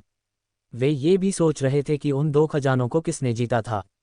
बिल्कुल, सबको पूछते देख रुद्र ने अपने हाथ फैलाए और मुस्कुराया। क्या ये सचमुच तुम थी? ये सुनकर एनकिए की आंखें जम गईं और उनमें आश्चर्य का भाव उभर आया। फैंग डिंग और अन्य सभी ने मुस्कुराते हुए अपना सिर हिलाया, फिर गहरी सांस ली। हालांकि आत्मा स्वर्गीय द्वार की हरकतों से सभी को घटना का कारण पहले ही पता चल गया था, फिर भी रुद्र से ये सुनकर उन्हें हैरानी हुई। आखिरकार उन दो आत्मा प्रकार की जादुई कलाकृतियों की कीमत पूरे 20 मिलियन उच्च श्रेणी के मूल क्रिस्टल थे। उनके लिए यह निस्संदेह एक बड़ी रकम थी, इसलिए उन्होंने रुद्र को बोली लगाने वाले के रूप में खारिज कर दिया था। लेकिन उन्हें उम्मीद नहीं थी कि वह व्यक्ति सचमुच रुद्र होगा। एक पल के लिए एनके और बाकी लोगों ने अपनी भौहें सिकोड़ लीं और अजीब नज़रों से उसे घूरने लगे। कितना अमीर आदमी है, सभी ने ईर्ष्या प्रकट की। वुबियान ने अपने होठों को चटकाने के बाद अपना बड़ा पेट फुलाकर गुस्से से बड़बड़ाया, इतने अमीर आदमी ने उस समय इतने कम ओरिजिनल क्रिस्टल के लिए मुझे पीटा था। भाई जियाओ, तुम सच में न्याय नहीं कर रहे हो। उसे इस बात से बहुत अन्याय महसूस हुआ, उस समय यी ने उसे बुरी तरह पीटा था। अरे नहीं, मेरा स्टोरेज बैग भी उसने ले लिया। ये सोचकर वुबियान लगभग रोने लगा, फिर उसने गहरी नाराजगी के साथ रुद्र को देखा। वह नाराजगी भरी निगाहें गहन तिरस्कार से भरी थीं। ऐसा मत करो। वुबियान के नाराज भाव देखकर रुद्र अपनी गर्दन सिकुड़ने से खुद को रोक नहीं पाया, उसके रोंगटे खड़े हो गए। उसने जल्दी से अपने हाथ फैलाए और कहा, मुझे बस स्टार नदी में कुछ ओरिजिनल क्रिस्टल मिल गए, बस। देखो, उन दो आत्मा प्रकार की आध्यात्मिक कलाकृतियों ने मुझे पूरी तरह से खत्म कर दिया, रुद्र ने एक गलत अभिव्यक्ति के साथ कहा। तुम पर कौन विश्वास करेगा? वुबियान ने बार बार अपनी आंखें घुमाईं और मुंह बनाया। हे भाई वो, तुम्हें भाई जियाओ को भड़काने के लिए किसने कहा था? एनके ने बगल से हंसते हुए कहा। मैं। वुबियान ने तिरस्कार से कहा, ओह, ऐसा लगता है कि तुम भी उस समय उस पर हमला करना चाहते थे, है ना? यह खांसी ऐसी कोई बात नहीं है भाई वो, मेरी निंदा मत करो। एनके ने एक अजीब सी मुस्कान के साथ जल्दी से कहा। हे इन दोनों को झगड़ते देख पार्थ और उनके बगल में खड़े अन्य लोग जोर से हंसने से खुद को रोक नहीं पाए। उसी समय सभी के दिलों में उदासी छा गई। वे लगभग 2 महीने से इस गहन मूल युद्ध क्षेत्र में थे। हालांकि शुरू में उनके बीच कुछ गलतफहमियां थीं, लेकिन संघर्ष के बाद वे दोस्त बन गए। लेकिन वे सोच रहे थे कि क्या वे सभी भविष्य में अंत तक पहुंच पाएंगे। इस बार आप सभी का शुक्रिया। वुबियान और एनके को पिछली घटनाओं का जिक्र करते देख रुद्र भी हल्के से मुस्कुराया, उसकी आंखें उदासी से भर आईं। हालांकि अभी 2 महीने भी नहीं हुए थे, लेकिन इस दौरान बहुत कुछ घटित हो चुका था, खासकर रैंकिंग की लड़ाई। और यह घटना, इस विशेष घटना ने उन्हें बहुत भावुक कर दिया। आप बहुत दयालु हैं भाई जियो, फैंग डिंग ने कहा। चूंकि हम एक गठबंधन हैं, इसलिए हमें एकजुट होना चाहिए। बिल्कुल, हालांकि अभी हम इतने मजबूत नहीं हैं, लेकिन कौन कह सकता है कि हम हमेशा ऐसे ही रहेंगे। पार्थ की आंखों में भी तेज रोशनी चमक उठी। उसने शून्य में देखा और एक एक शब्द बोला, मुझे विश्वास है कि 1 साल से भी कम समय में वीरान गठबंधन के हमारे लगभग 900 भाई जरूर उस मुकाम पर पहुंच जाएंगे जहां कोई भी हमें अपनी मर्जी से धमकाने की हिम्मत नहीं करेगा। सही, उस समय तक ये वरिष्ठ छात्र इतना अहंकारी होने की हिम्मत नहीं करेंगे। चेन कियानलान और उसके बगल में खड़े अन्य लोग भी उत्साह से चिल्लाए, उनकी आंखें जोश से जल रही थीं। रुद्र ने सिर हिलाया, उसकी आंखें आगे के शून्य की ओर देखते हुए टिमटिमा रही थीं। यद्यपि यह प्रक्रिया कठिन थी, फिर भी उन्होंने कभी हार नहीं मानी। वह रुद्र, ऐसा व्यक्ति कैसे हो सकता है जो आसानी से हार स्वीकार कर ले? कुछ ही देर में सभी लोग हवेली के सामने उपस्थित हो गए। भाई जियाओ, स्वर्गीय पाताल लोक संप्रदाय के खंडहर जल्द ही खुलेंगे, पार्थ ने विदा लेते हुए कहा। हे अगर हम इस अवसर का लाभ उठाएं तो हमारी ताकत आसमान छू सकती है। तब तक हमें उन तथाकथित कोर फॉर्मेशन 5वें चरण के साधकों से डर नहीं लगेगा। स्वर्गीय पाताल पंथ। ये सुनकर रुद्र की आंखें चमक उठीं। वह भी इन प्राचीन खंडहरों के खुलने की उत्सुकता से भरा हुआ था। यदि सावधानीपूर्वक गणना की जाए तो उनकी युद्ध शक्ति पहले से ही साधारण प्रारंभिक कोर फॉर्मेशन चतुर्थ चरण साधकों के बराबर थी। यदि उनकी शक्ति और अधिक बढ़ गई तो कोर फॉर्मेशन 5वें चरण के साधकों से मुकाबला करना असंभव नहीं था। इसके बाद सभी लोग अपने अपने घरों को लौट गए। इस बार कई लोगों को कुछ लाभ हुआ था और वे इसका उपयोग अपनी ताकत बढ़ाने के लिए करना चाहते थे। उदाहरण के लिए कियू यूहान, जिसने 1000 साल पुराने शीत मूल के बांस के अंकुर प्राप्त किए थे। जब तक वह शीत मूल के दूध का निरंतर सेवन करता रहा, उसके मूल सार की गुणवत्ता में सुधार होता रहा, जो एक दुर्लभ अवसर था। कभी कभी अगर किसी का शरीर सुधर जाता है तो विरासत में मिलने पर पहचान पाना आसान हो जाता है। रुद्र आंगन में लौट आया और जैसे ही उसकी आध्यात्मिक भावना फैली, उसकी भौहें थोड़ी सिकुड़ गईं। उसे आंगन में कुछ अपरिचित आभास हुआ। तभी उन्होंने बैठक कक्ष में दोनों ओर बैठी महिला शिष्यों के एक समूह को देखा। लिविंग रूम में ज्योति और तान्या साथ बैठे थे और उनके बगल में एक महिला जो दिखने में साफ सुथरी और सुंदर थी, फिर भी उसमें थोड़ी परिपक्वता का भाव था, उनके साथ बैठी थी। लिविंग रूम के किनारे मधुरिमा और अन्य लोग भी कुर्सियों पर बैठे थे। ये सभी सुंदर और आकर्षक महिलाएं थीं जो स्पष्टतः हेलान संप्रदाय की अनुयायी थीं। हालांकि वहां कुछ अपरिचित चेहरे थे और उनकी आभा अत्यंत शक्तिशाली थी, जो स्पष्ट रूप से कोर फॉर्मेशन दायरे के 5वें चरण के शिखर पर पहुंच गई थी। विशेष रूप से ज्योति और तान्या के साथ आई महिला, जो इस समय पहले ही कोर फॉर्मेशन दायरे के 6ठे चरण में पहुंच चुकी थी। क्या ये हेलान संप्रदाय की पिछली पीढ़ी के शिष्य हैं? रुद्र को जब ये सब पता चला तो वह थोड़ा चौंक गया। उसी समय उसके हृदय में खुशी उमड़ पड़ी। इस तरह उन्हें अधिक सहायता मिलेगी और बाद में दक्षिणी क्षेत्र में भी उन्हें दूसरों द्वारा आसानी से धमकाया नहीं जा सकेगा। हे, मैंने कभी नहीं सोचा था कि मैं यहाँ हमारे शर्मा परिवार के किसी सदस्य से मिलूंगी। महिला मुस्कुराई, उसकी नाजुक भौहें तन गईं और उसने तान्या का जैद जैसा हाथ थाम लिया। काफी स्नेही लग रही थी। उसकी आवाज़ चांदी की घंटी जैसी भी फैल गई। सियू बहन, क्या आप 5 साल से इस गहन उत्पत्ति युद्ध क्षेत्र में हैं? तान्या ने अपनी चमकदार आंखें झपकाते हुए पूछा। हाँ, दिशा मीठी मुस्कान के साथ बोली। इस क्रूर युद्ध क्षेत्र में एक कुल की महिला से मिलकर उसे बहुत खुशी हुई।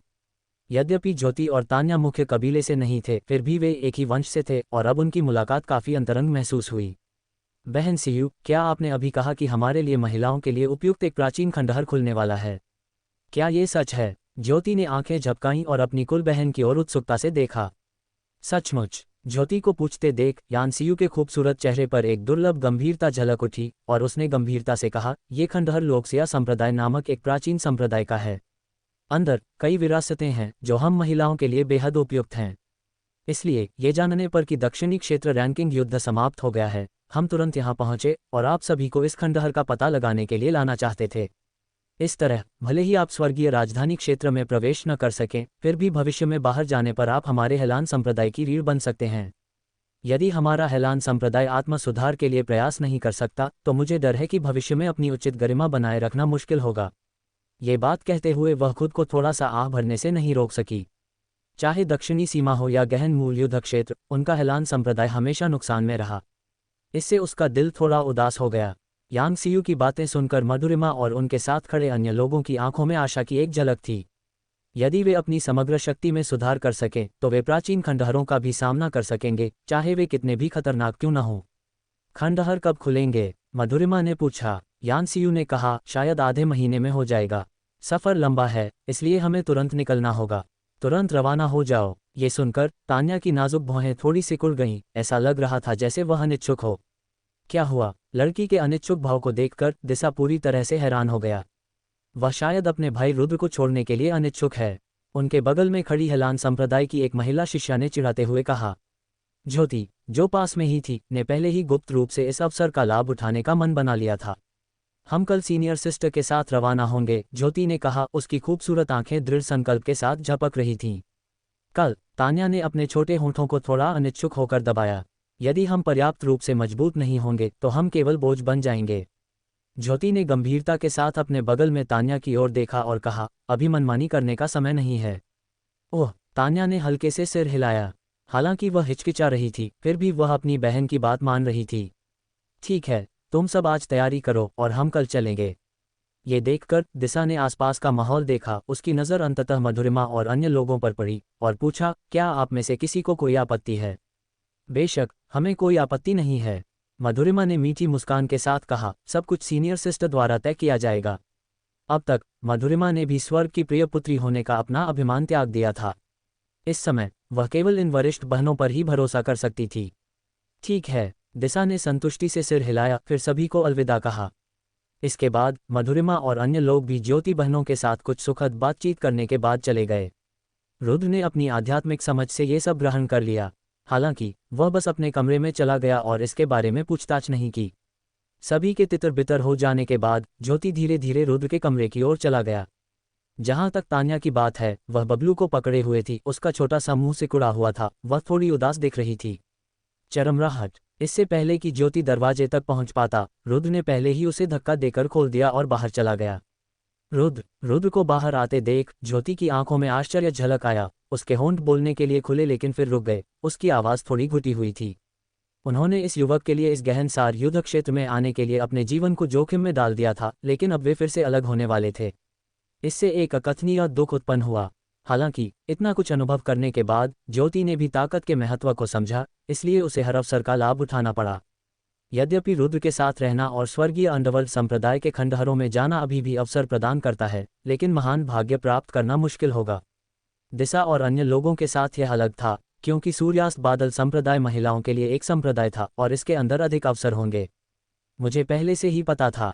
बोलने में हिचकिचा रही महिला को देखकर रुद्र मुस्कुराया और बोला, चूंकि वह तुम्हारे संप्रदाय की वरिष्ठ बहन है, इसलिए तुम उनके साथ जा सकती हो। लेकिन तुम्हें खतरे से सावधान रहना होगा, जिंदा रहना किसी भी चीज से ज्यादा जरूरी है। ये जानने पर कि हेलान संप्रदाय की वरिष्ठ बहन आ गई है, रुद्र ने भी मामले के पक्ष और विपक्ष पर विचार किया। हालांकि वह ज्योति के साथ सबसे अधिक सहज महसूस करता था। हालांकि अब स्थिति कुछ हद तक बदल गई थी। सबसे पहले स्वर्गीय अंडरवर्ल्ड संप्रदाय के खंडहर खुलने वाले थे और उस समय ये निश्चित रूप से शक्तिशाली हस्तियों का जमावड़ा होगा जिसमें कई विशेषज्ञ दिखाई देंगे। उस समय यदि रुद्र उनसे अलग हो जाता तो भी उसे इन बहनों की सुरक्षा की गारंटी देना मुश्किल होता। उन 5वें स्तर के नवजात आत्मा क्षेत्र विशेषज्ञों की शक्ति के तहत यहाँ तक कि ही को भी इन बहनों की सुरक्षा की रक्षा करने के लिए संघर्ष करना पड़ेगा। दूसरे, हालांकि उजाड़ गठबंधन में कुछ मजबूत लोग थे, लेकिन वे उनकी देखभाल नहीं कर सके। हालांकि हेलान संप्रदाय अलग था। आखिरकार दिशा और ज्योति बहनों को कबीले का सदस्य माना जाता था और वे कुछ देखभाल भी करती थीं। इसके अलावा सूर्यास्त बादल संप्रदाय के खंडहर केवल महिलाओं के लिए उपयुक्त थे, इसलिए प्रतिस्पर्धा अपेक्षाकृत छोटी होगी और उनकी सुरक्षा कारक स्वाभाविक रूप से अधिक होगा। लेकिन भाई रुद्र, मैं तुम्हें छोड़ना नहीं चाहती। तान्या ने अपने होंठ भींच लिए और उसकी चमकदार आंखों में धुंध की एक झलक झिलमिला उठी। तुम पागल लड़की हो, रुद्र ने हल्की सी आह भरी। वह भी नहीं चाहता था कि ये दोनों नाजुक लड़कियां कोई जोखिम उठाएं। शियान, ज्योति ने अपनी खूबसूरत आंखें झपकाईं और अपनी छोटी बहन की ओर देखा। उसका आशय ये था कि उसे स्वतंत्र होना सीखना होगा। ओह, तान्या ने अपने होंठ भींच लिए, कुछ नहीं कहा। वह थोड़ी उदास दिख रही थी। हाँ, बबलू की आंखें झपक गईं और वह तेजी से तान्या की बाहों से बाहर निकल गई। ऐसा प्रतीत होता है कि वह जानती थी कि वे अलग होने वाले थे, इसलिए वह छोटा सा लड़का तुरंत रुद्र के कंधे पर चढ़ गया, स्पष्ट रूप से उससे अलग होने के लिए तैयार नहीं था। ओह तुम, बबलू की पलकें झपकते और लगातार छोटे पंजे के इशारे देखकर रुद्र मुस्कुराए बिना नहीं रह सका। यही के हाव भाव से लग रहा था कि यह छोटी सी चीज सचमुच उससे अलग नहीं होना चाहती थी। इससे रुद्र को भी काफी अनिच्छा महसूस हुई। यही बहुत उत्साहित थी, उसकी 2 आंखें झपक रही थीं, उत्सुकता भरी रोशनी से भरी हुई, रुद्र की ओर देख रही थी। ऐसा लग रहा था जैसे वह जाने को तैयार नहीं थी। इतना समय एक साथ बिताने के बाद रुद्र को यही के लिए एक अविभाज्य स्नेह विकसित हो गया था। अब उस छोटे बच्चे को जाने के लिए अनिच्छुक देखकर उसका दिल बैठ गया और उसे एक अकथनीय दुख का अनुभव हुआ। अच्छी रहो बबलू। गहरी सांस लेने के बाद रुद्र ने नन्ही के बालों को हल्के से सहलाया और धीरे से कहा, ये दोनों बहनें मेरे बहुत करीब हैं, इसलिए बड़ा भाई चाहता है कि तुम उनकी रक्षा करो। क्या तुम बड़े भाई की इसमें मदद कर सकती हो? हाँ, बबलू ने अपने पंजों से इशारा किया, जिससे पता चला कि वह जाने को तैयार नहीं है। ऐसा लगता था कि उसे पता था कि गहनसार युद्ध क्षेत्र बहुत खतरनाक था और एक बार अलग हो जाने के बाद कौन गारंटी दे सकता था कि वे फिर कब मिलेंगे। तो इस बार वह छोटा लड़का बहुत दृढ़ था। अच्छा बनो, रुद्र ने कहा। बड़े भाई तुम्हें खाने के लिए ढेर सारी कैंडी देंगे, ठीक है? ऐसा करते हुए उसने अपनी हथेली पलटी और एक गोली की बोतल प्रकट हुई, जिससे रुद्र की हथेली में कई स्वर्गीय युवान गोलियां दिखाई दीं। गोलीसार और जीवनसार की एक समृद्ध आभा तुरंत हवा में व्याप्त हो गई। जीवनसार की गंध पाकर उस छोटे से जीव की आंखें तुरंत चमक उठीं। हालांकि उसने जल्दी से अपनी आंखें सिकोड़ लीं और अपनी निगाहें हटा लीं और उन कुछ गोलियों की ओर न देखने की भरपूर कोशिश की। अपनी उपस्थिति से ऐसा प्रतीत हो रहा था कि ये अपने आप को नियंत्रित कर रही है तथा गोलियों के प्रलोभन में नहीं आने दे रही है। बबलू का रूप मानव से भी अधिक फुर्तीला था, जो आश्चर्यजनक था। लेकिन रुद्र का दिल केवल आहों से भरा था। वह ये भी चाहता था कि वह इस छोटे से साथी को हर समय देख सके। ये छोटा सा साथी। बबलू की अभिव्यक्ति देखकर तान्या का दिल भी थोड़ा हिल गया। अच्छा बनो, रुद्र ने जारी रखा। हाँ, बबलू के छोटे पंजे नाच रहे थे और वह लगातार चहचहा रही थी, जिससे ये संकेत मिल रहा था कि वह गोलियों से प्रभावित नहीं होगी। अंततः उसने अपने छोटे पंजे फैलाकर सीधे अपनी आंखें ढक लीं। बबलू की उपस्थिति को देखकर रुद्र को भी यह मनोरंजक लगा। यही, अगर तुम नहीं सुनोगी तो बड़े भाई तुम्हें पसंद नहीं करेंगे, रुद्र ने आखिरकार आह भरी और कठोर चेहरे के साथ कहा। ज्योति बहनों की सुरक्षा के लिए रुद्र के पास कोई अन्य विकल्प नहीं था। यही शक्तिशाली विरोधियों के खिलाफ ज्यादा मददगार नहीं हो सकता, लेकिन यह आम लोगों को संभाल सकता है। इसके अलावा बबलू के पास कई अलौकिक क्षमताएं थीं जो सामान्य लोगों के पास नहीं थीं, जिससे वह ज्योति के लिए एक बड़ी संपत्ति बन गई। रुद्र के स्वर में बदलाव सुनकर बबलू की आंखें उलझन से चमक उठीं, उसकी भौहें सिकुड़ गईं और उसकी रत्नसी आंखों में एक धुंधली सी धुंध छा गई। उसके छोटे से चेहरे पर आमतौर पर न दिखाई देने वाली शिकायत का एक दुर्लभ निशान उभर आया। हाँ, वह अपने छोटे पंजों से लगातार इशारा करते हुए समझा रहा था, मानो कह रहा हो कि वह रुद्र से अलग नहीं होना चाहता। बड़े भाई नाराज नहीं हैं, रुद्र ने समझाया। बस बड़े भाई को कभी कभी तुम्हारी मदद की जरूरत होती है। बबलू की व्यथित नज़र देखकर रुद्र ने एक गहरी सांस ली। उसे थोड़ा दुख हुआ। यदि वह अपने आसपास के लोगों की रक्षा करने के लिए पर्याप्त मजबूत होता तो यह इतनी परेशानी वाली बात नहीं होती। यही या हालांकि अनिच्छुक, बबलू ने अंततः सिर हिलाकर आज्ञा मानने की इच्छा दर्शाई। यही कितनी अच्छी है। रुद्र ने यही के बालों को प्यार से सहलाया और मुस्कुराया। बड़ा भाई बाद में तुम्हें जरूर ढूंढने आएगा। तुम इतनी प्यारी हो, बड़ा भाई तुमसे अलग कैसे रह सकता है। यही या रुद्र की तारीफ सुनकर बबलू के चेहरे से शिकायत और नाराजगी के सारे निशान गायब हो गए। उसकी आंखें सिकुड़ गईं, उसके गालों पर लाली छा गई। वह काफी शर्मीली लग रही थी और फिर उसने अपना छोटा सा सिर रुद्र की गर्दन पर रगड़ना जारी रखा। ऐसा लग रहा था कि उसे रुद्र की राय की बहुत परवाह थी। कितना अच्छा। रुद्र थोड़ा मुस्कुराया और बोला, ये कुछ गोलियां तुम्हारा इनाम हैं। आज बड़े भाई तुम्हारे लिए कुछ और गोलियां तैयार करेंगे ताकि तुम पेट भर खा सको। बबलू ने अपनी आंखें सिकोड़ लीं और थोड़ी सी शर्म के साथ उसने चारों स्वर्गीय युवान गोलियां अपनी हथेली में रख लीं। हालांकि उस छोटे से जीव ने उन्हें तुरंत नहीं खाया। ऐसा लग रहा था कि भविष्य में ऐसी आध्यात्मिक गोलियां फिर से प्राप्त करना शायद कठिन होगा। साथ ही यह एक स्मृति चिन्ह के रूप में भी काम करता है। शिफेई, शियान, ये 2 सोल दाओ आध्यात्मिक कलाकृतियां हैं जो मैंने हासिल की हैं। ये तुम्हारी आत्मरक्षा के लिए बिल्कुल सही हैं। रुद्र ने फैंटम ब्लेड और सोल एसेंस ब्रेसलेट निकाला और कहा, तुम दोनों को इन्हें जल्दी से अपने आध्यात्मिक मन में मिला लेना चाहिए ताकि भविष्य में ये तुम्हारी आत्मा की कलाकृतियां बन सकें। जैसे ही 2 आध्यात्मिक कलाकृतियां बाहर लाई गईं, एक अत्यंत शक्तिशाली आत्मा का उतार चढ़ाव तुरंत हवा में व्याप्त हो गया। कितनी गहन आत्मिक शक्ति। इस उतार चढ़ाव को महसूस करके दोनों लड़कियों ने आश्चर्य व्यक्त किया। यहाँ तक कि आमतौर पर चंचल और मनमोहक तान्या भी इस बार असामान्य रूप से गंभीर था तथा आध्यात्मिक कलाकृतियों को लेने में जल्दबाजी नहीं कर रहा था। अगर हम ये आध्यात्मिक कलाकृतियां ले लें तो तुम्हारा क्या होगा। ज्योति की खूबसूरत आंखें झपक गईं और वे थोड़ी चिंता से बोले।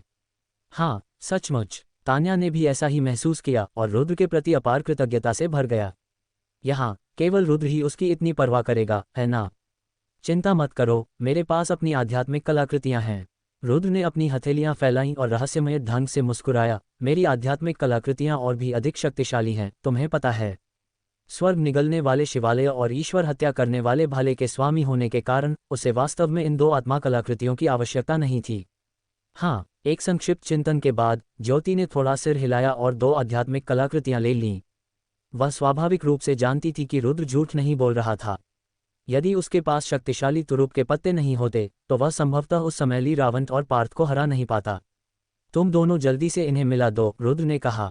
मैं जाकर कुछ औषधीय जड़ी बूटियां इकट्ठा करूंगा ताकि गोलियां परिष्कृत हो सकें। समय की कमी और अलगाव के सन्निकट होने के कारण ज्योति, हालांकि अनिच्छुक था, उसने भी आत्मा कलाकृतियों के विलय के महत्व को समझा। जितनी जल्दी कोई ऐसी वस्तु में निपुणता हासिल कर लेता है उतनी ही अधिक सुरक्षा मिलती है। इसके बाद दोनों लड़कियां अपनी आत्मा की कलाकृतियों को मिलाने के लिए चली गईं। दूसरी ओर रुद्र गोलियों को परिष्कृत करने की तैयारी के लिए उजाड़ गठबंधन के कुछ भाइयों से औषधीय सामग्री इकट्ठा करने गया था। उजाड़ गठबंधन के सदस्यों की संख्या बहुत अधिक थी, इसलिए औषधीय सामग्री एकत्र करना कठिन नहीं था। विशेषकर चूंकि रुद्र को वीरान गठबंधन में पूजा की वस्तु माना जाता था, इसलिए औषधीय सामग्री की एक बड़ी मात्रा को जल्दी से इकट्ठा किया गया था। सामग्री एकत्र होने के बाद रुद्र ने गोलियों को परिष्कृत करना शुरू कर दिया। इस बार मुझे एक भट्टी से कई गोलियां चाहिए। रुद्र की आंखें सिकुड़ गईं और उसने अपनी शोधन विधि बदलनी शुरू कर दी। इससे पहले वह एक समय में एक गोली को परिष्कृत करते थे, जो बहुत ही अकुशल था। इस बार समय की कमी थी, इसलिए उन्होंने एक साथ कई गोलियां परिष्कृत करने की तैयारी की। हालांकि शोधन की इस पद्धति में आत्मिक शक्ति पर उच्च स्तर के नियंत्रण की आवश्यकता होती है।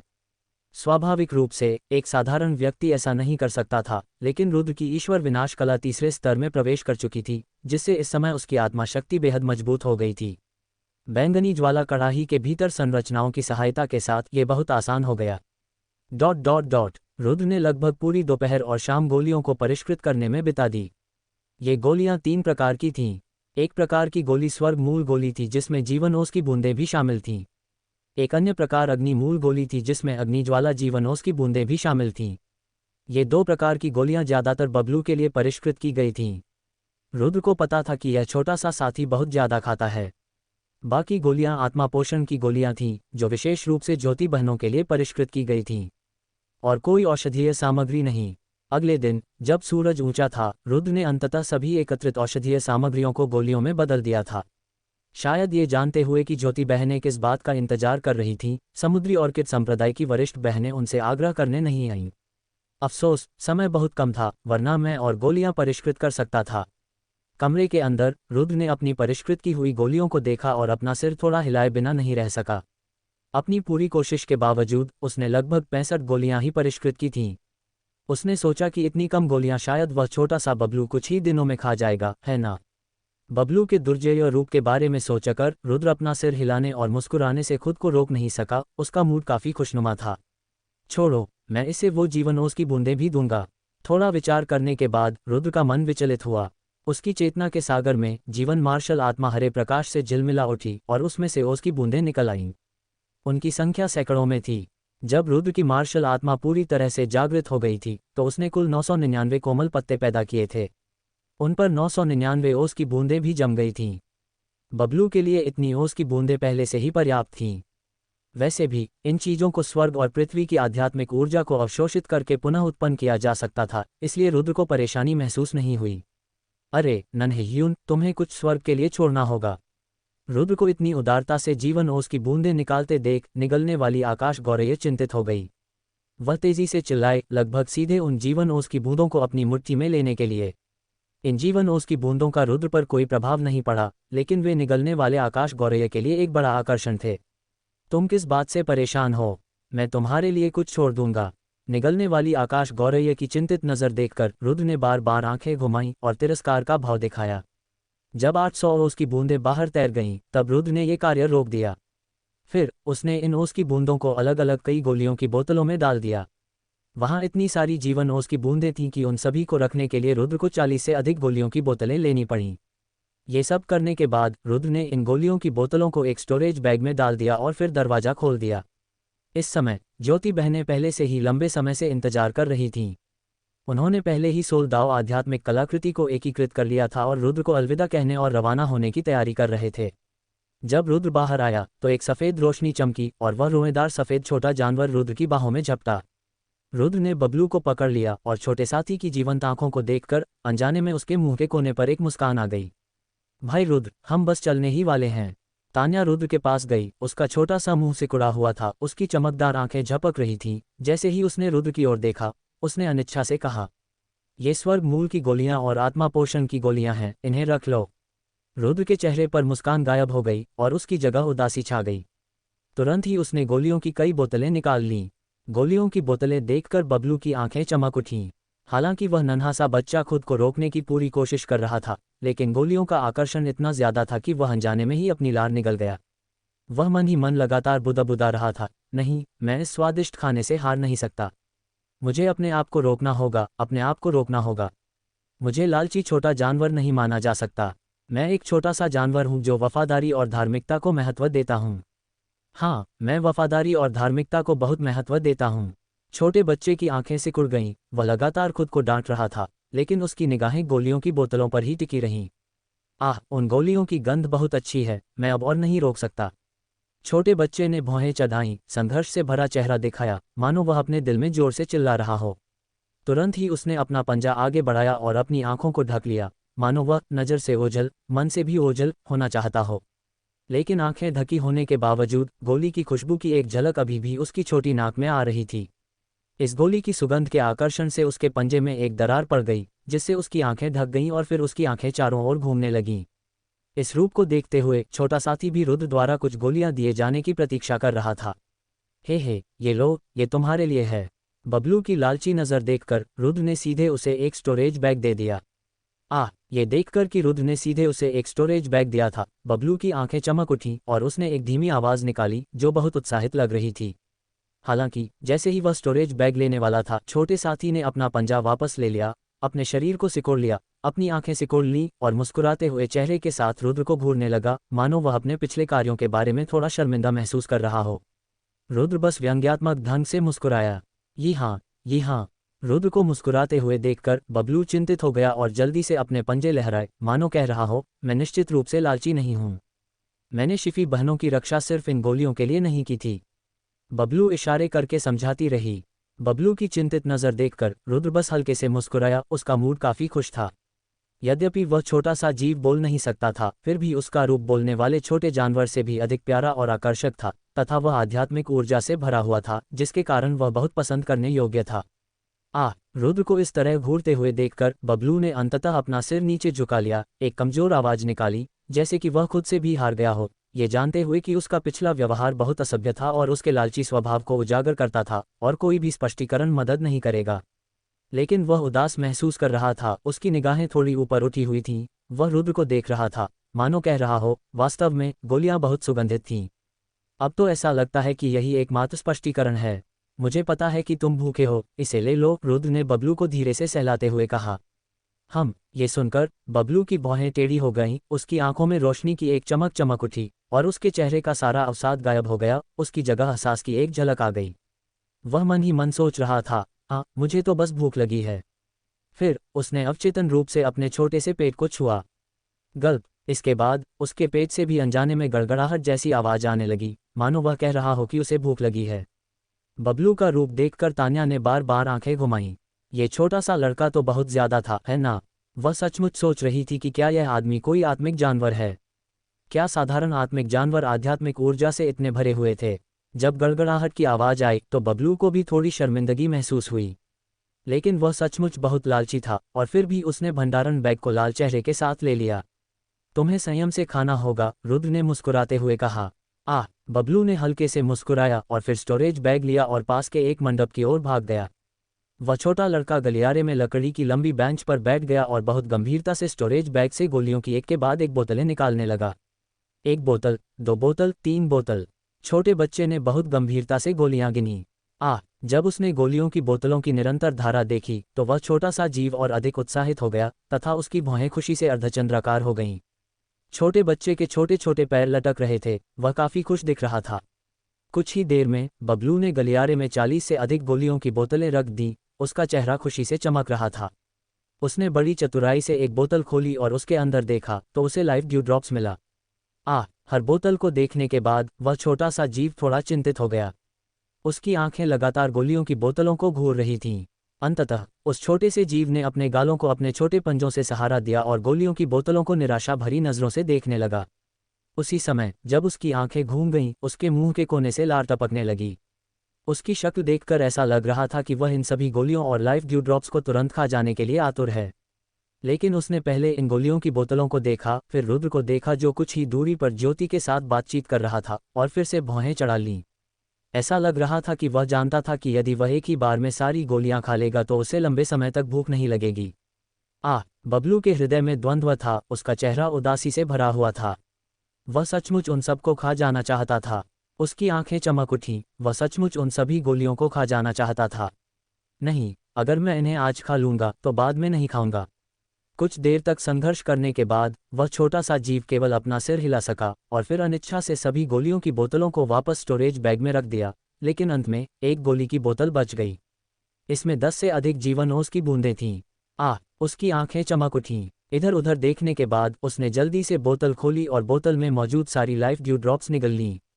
देखने में तो वह चोर जैसा ही लग रहा था। कुछ देर बातचीत करने के बाद कई लड़कियां आंगन में आईं। यह कोई और नहीं बल्कि दिशा और मधुरिमा थे जो टहल रहे थे। दिशा लंबी और दुबली पतली थी। उसकी लंबी ज़ेड टांगें थीं और उसने पानी जैसे नीले रंग की लंबी पोशाक पहन रखी थी। लंबे बालों की एक लट नीचे लटक रही थी और हवा में लहरा रही थी। सूरज की रोशनी में वह हरी रोशनी से झिलमिला रही थी, मानो कोई जलपरी चल रही हो, अलौकिक आकर्षण से भरपूर। जूनियर भाईजियो, मधुरिमा ने हल्के से मुस्कुराते हुए रुद्र को संकेत दिया। दिशा ने बस रुद्र को देखा। मैं शिफेई और शियान को आपके पास छोड़ दूंगा, रुद्र ने सभी को सिर हिलाकर कहा। स्वाभाविक रूप से मधुरिमा ने मुस्कुराते हुए कहा, स्वर्गीय निचले संप्रदाय के खंडहर भी खुलने वाले हैं। मैं जूनियर भाईजियाओं के लिए भी वहां अच्छे भाग्य की कामना करता हूं। आपकी यात्रा सुरक्षित हो, रुद्र ने सभी की ओर हाथ बढ़ाते हुए कहा। मधुरिमा और अन्य लोगों ने स्वीकार किया और फिर जाने वाले थे। भाई रुद्र, अलविदा। तान्या की चमकदार आंखें झपक रही थीं, उसकी पलकें कांप रही थीं और उसका चेहरा अनिच्छा से भरा हुआ दिख रहा था। आखिरकार रुद्र ने सबको जाते हुए देखा। हालांकि वह अनिच्छुक था, पर उसे ये भी पता था कि आखिरकार एक बिछड़न जरूर होगी। मुझे आशा है कि उन्हें कुछ सौभाग्य प्राप्त होगा। समुद्री ऑर्किड संप्रदाय के कुछ शिष्यों के चले जाने के बाद रुद्र ने हल्की सी आह भरी। अब यह मेरे ऊपर है। हल्की आह भरने के बाद रुद्र की आंखें तुरंत दृढ़ हो गईं। जब तक उसके पास पर्याप्त ताकत है, इस तरह की स्थिति फिर नहीं होगी। हेलान संप्रदाय के मूल दर्जनों साधकों में से आधे से अधिक साधक दिशा और अन्य लोगों के साथ चले गए। हालांकि कुछ पुरुष शिष्य वहीं रुक गए। क्योंकि लोकसिया संप्रदाय उनके लिए उपयुक्त नहीं था, इसलिए उन्होंने स्वर्गीय निचले संप्रदाय के खंडहरों के उद्घाटन के लिए उजाड़ गठबंधन के लोगों के साथ इंतजार करने का फैसला किया। प्रतीक्षा हमेशा चिंताजनक होती है, लेकिन रुद्र को ज्यादा जल्दी नहीं थी। ज्योति बहनों के चले जाने के बाद उन्होंने कई और गोलियों को परिष्कृत करना शुरू कर दिया। तीसरे दिन तक पार्थ उसे नहीं ढूंढ पाया। हे भाई जियाओ, मेरे पास तुम्हारे लिए एक खुशखबरी है। स्वर्गीय निचले संप्रदाय के खंडहर कुछ ही दिनों में पूरी तरह से खुल जाएंगे। कल हम उन प्राचीन खंडहरों के लिए रवाना होंगे। इस बार ये हमारे लिए एक दुर्लभ अवसर है। पार्थ की आंखों में मुस्कान थी और उसके स्वर से स्पष्ट था कि वह स्वर्गीय निचले संप्रदाय के खंडहरों के खुलने का बेसब्री से इंतजार कर रहा था। वह पहले ही ओरिजिन कोर क्षेत्र के तीसरे स्तर पर कदम रख चुका था और उसकी युद्ध शक्ति ओरिजिन कोर क्षेत्र के चौथे स्तर के एक मजबूत अभ्यासी को भी टक्कर दे सकती थी। यदि वह एक और कदम आगे बढ़ा सके तो वह निश्चित रूप से ओरिजिन कोर क्षेत्र के 5वें स्तर पर शक्तिशाली लोगों के साथ कंधे से कंधा मिलाकर खड़ा हो सकेगा। इस बिंदु पर पहुंचने के बाद वह मूल कोर क्षेत्र के 6ठे स्तर की लड़ाकू शक्ति से बहुत दूर नहीं था। एक बार जब वह मूल कोर क्षेत्र के 6ठे स्तर पर किसी के साथ मुकाबला करने की ताकत तक पहुंच गया तो वह इस युद्ध के मैदान में पैर जमा लेगा। हम कल निकल रहे हैं। ये सुनकर रुद्र के दिल में भी काफी उत्साह महसूस हुआ। अंततः वह क्षण आ ही गया। गहन युवान युद्ध क्षेत्र में प्रवेश करने के बाद से रुद्र कभी भी किसी प्राचीन खंडहर में प्रवेश करने के लिए अवसरों की तलाश में इतना उत्सुक नहीं था जितना कि अब था।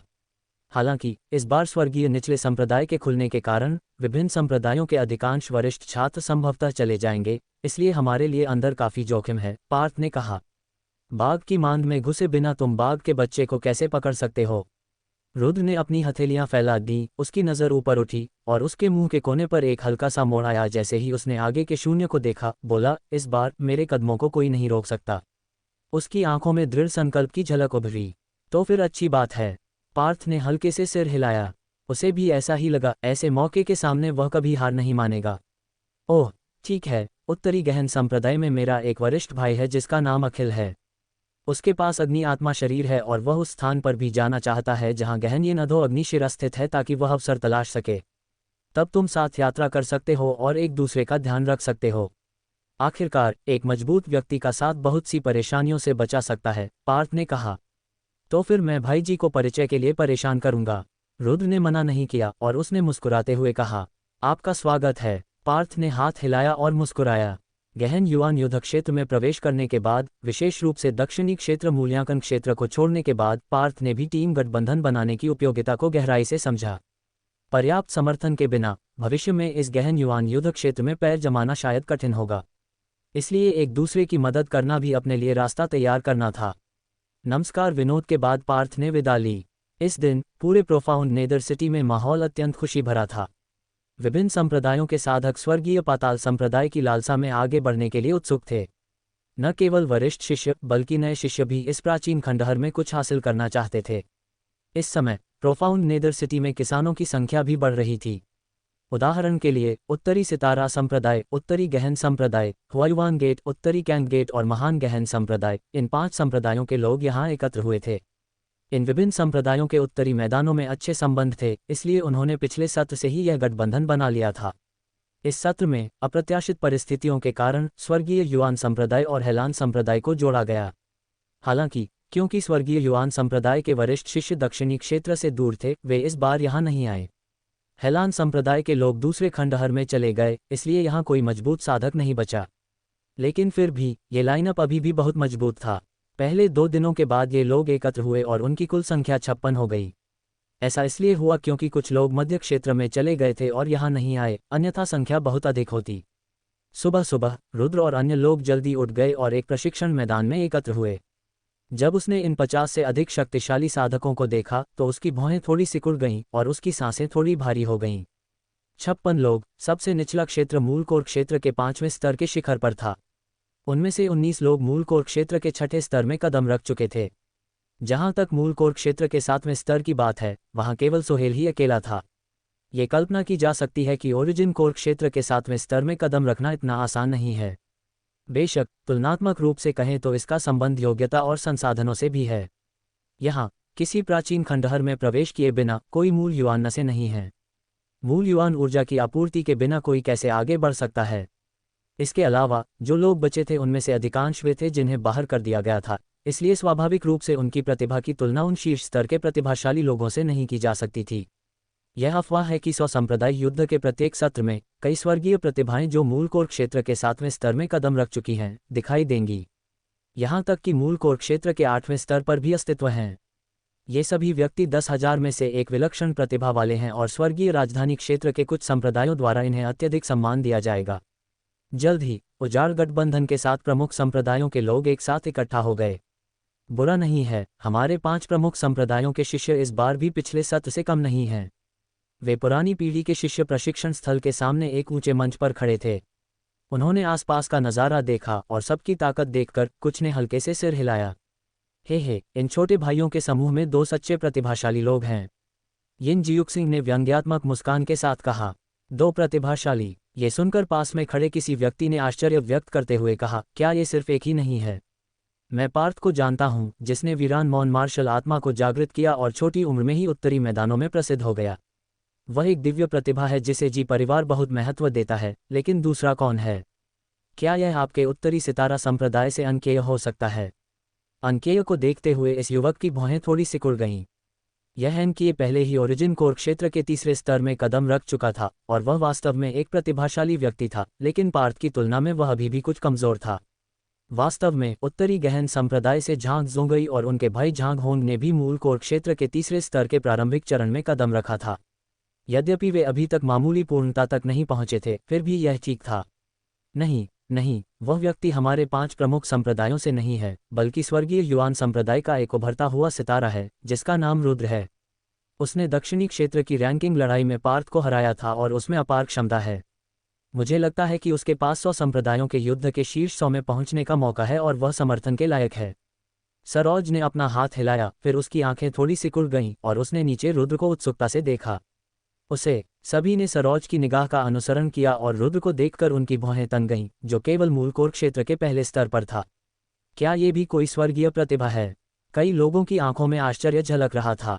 ये युवक वास्तव में अच्छा है, सोहेल ने कहा, जो भीड़ का नेतृत्व कर रहा था। उनके शब्द जोरदार नहीं थे, लेकिन उनमें एक अदम्य शक्ति थी। मूल कोर क्षेत्र के 7वें स्तर में कदम रखते ही उनमें स्पष्ट रूप से राजसी आभा आ गई। ओह, ये देखकर कि सोहेल ने भी कहा था, विभिन्न संप्रदायों के साधकों ने अपनी संदिग्ध निगाहें हटा लीं और ध्यान से रुद्र को समझने लगे। रुद्र ने भी भीड़ की निगाहों को स्पष्ट रूप से महसूस किया, लेकिन वह शांत रहा और बहुत अधिक भावनात्मक उतार चढ़ाव नहीं दिखाया। यदि कोई व्यक्ति पर्याप्त रूप से मजबूत नहीं है तो उसकी आलोचना अवश्य होगी।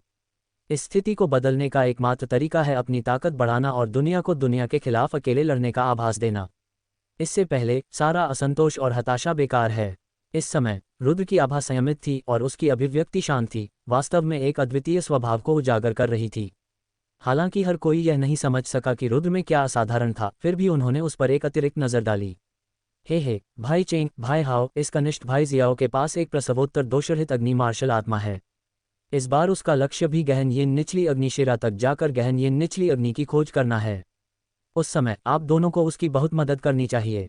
सरोज ने अपने चेहरे पर मुस्कान के साथ अपने बगल में खड़े 2 युवकों से कहा। जन्म के बाद की दोषरहित अग्नि मार्शल आत्मा। ये सुनकर आसपास खड़े कई साधकों की आंखों में चमक आ गई। विशेष रूप से अखिल और सरोज की आंखें आश्चर्य से भर गईं। उनके पास क्रमशः एक अग्नि मार्शल आत्मा और एक अग्नि आत्मा शरीर था, और वे गहराई से जानते थे कि एक जन्मोत्तर दोषरहित अग्नि मार्शल आत्मा क्या दर्शाती है। उसकी मदद करें। किस आधार पर? उनके बगल में खड़े एक थोड़े कम उम्र के आदमी ने ठंडे स्वर में कहा। वह अपनी दोनों बाहें पार करके खड़ा था और रुद्र को कठोर नजरों से देख रहा था। इस युवक का नाम सोहेल था, जो उत्तरी कैंगगेट से था। स्पष्टतः क्योंकि रुद्र 5 प्रमुख संप्रदायों से नहीं था, इस व्यक्ति का उसे बचाने का कोई इरादा नहीं था। हर कोई मौके की तलाश में था, और एक और व्यक्ति जिसकी कदकाठी वैसी ही थी, मतलब एक और प्रतियोगी। कौन किसी ऐसे व्यक्ति की मदद करने को तैयार होगा जो उसके अपने संप्रदाय का न हो? सोहेल की आवाज न तो तेज थी और न ही धीमी, लेकिन नीचे बैठे रुद्र के लिए ये सुनने लायक थी। ये सुनकर रुद्र की पलकें थोड़ी झपक गईं, लेकिन बस इतना ही।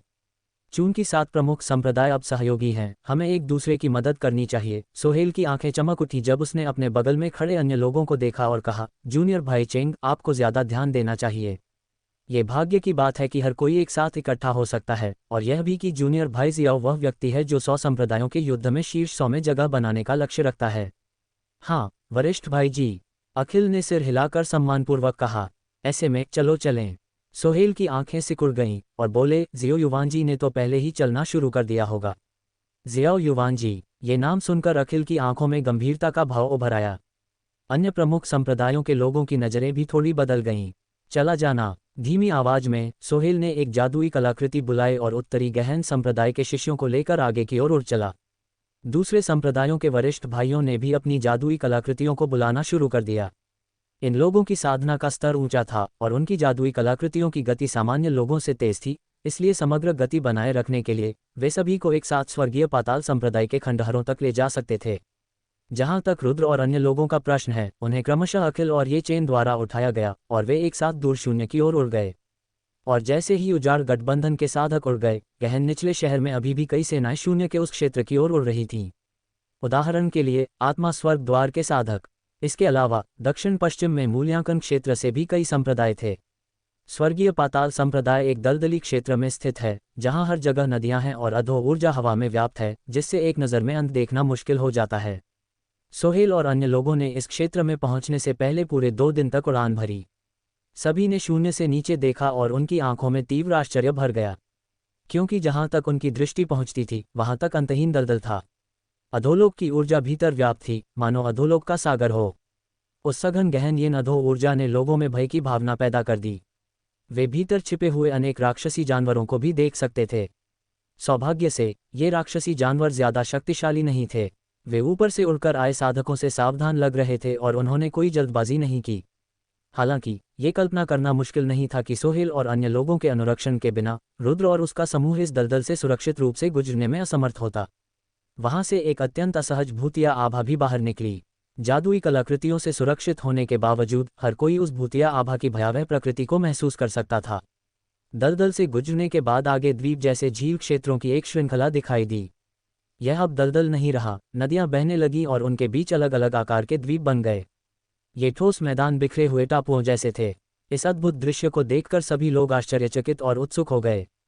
हालांकि इस जिज्ञासा के बाद उनकी आंखों में शीघ्र ही एक उत्कट उत्साह उभर आया, क्योंकि आगे घूमती हुई काली भूतिया आभा के भीतर प्रकाश की एक झलक चमकने लगी। यहाँ ऐसा प्रकाश दिखाई देना स्पष्टतः अनुचित था, क्योंकि यह पूरा दलदल भूतिया आभा से घिरा हुआ था, जिससे शून्य कुछ धुंधला सा लग रहा था और ऐसा प्रकाश बहुत कम ही दिखाई देता था। प्रकाश को पाकर रुद्र के हृदय में आश्चर्य की एक झलक उभरी और फिर उसने अपनी आध्यात्मिक अनुभूति को मुक्त कर दिया। यह एक मोहर है। जैसे ही उसकी आध्यात्मिक भावना मुक्त हुई, रुद्र ने स्पष्ट रूप से प्रकाश की उपस्थिति देखी।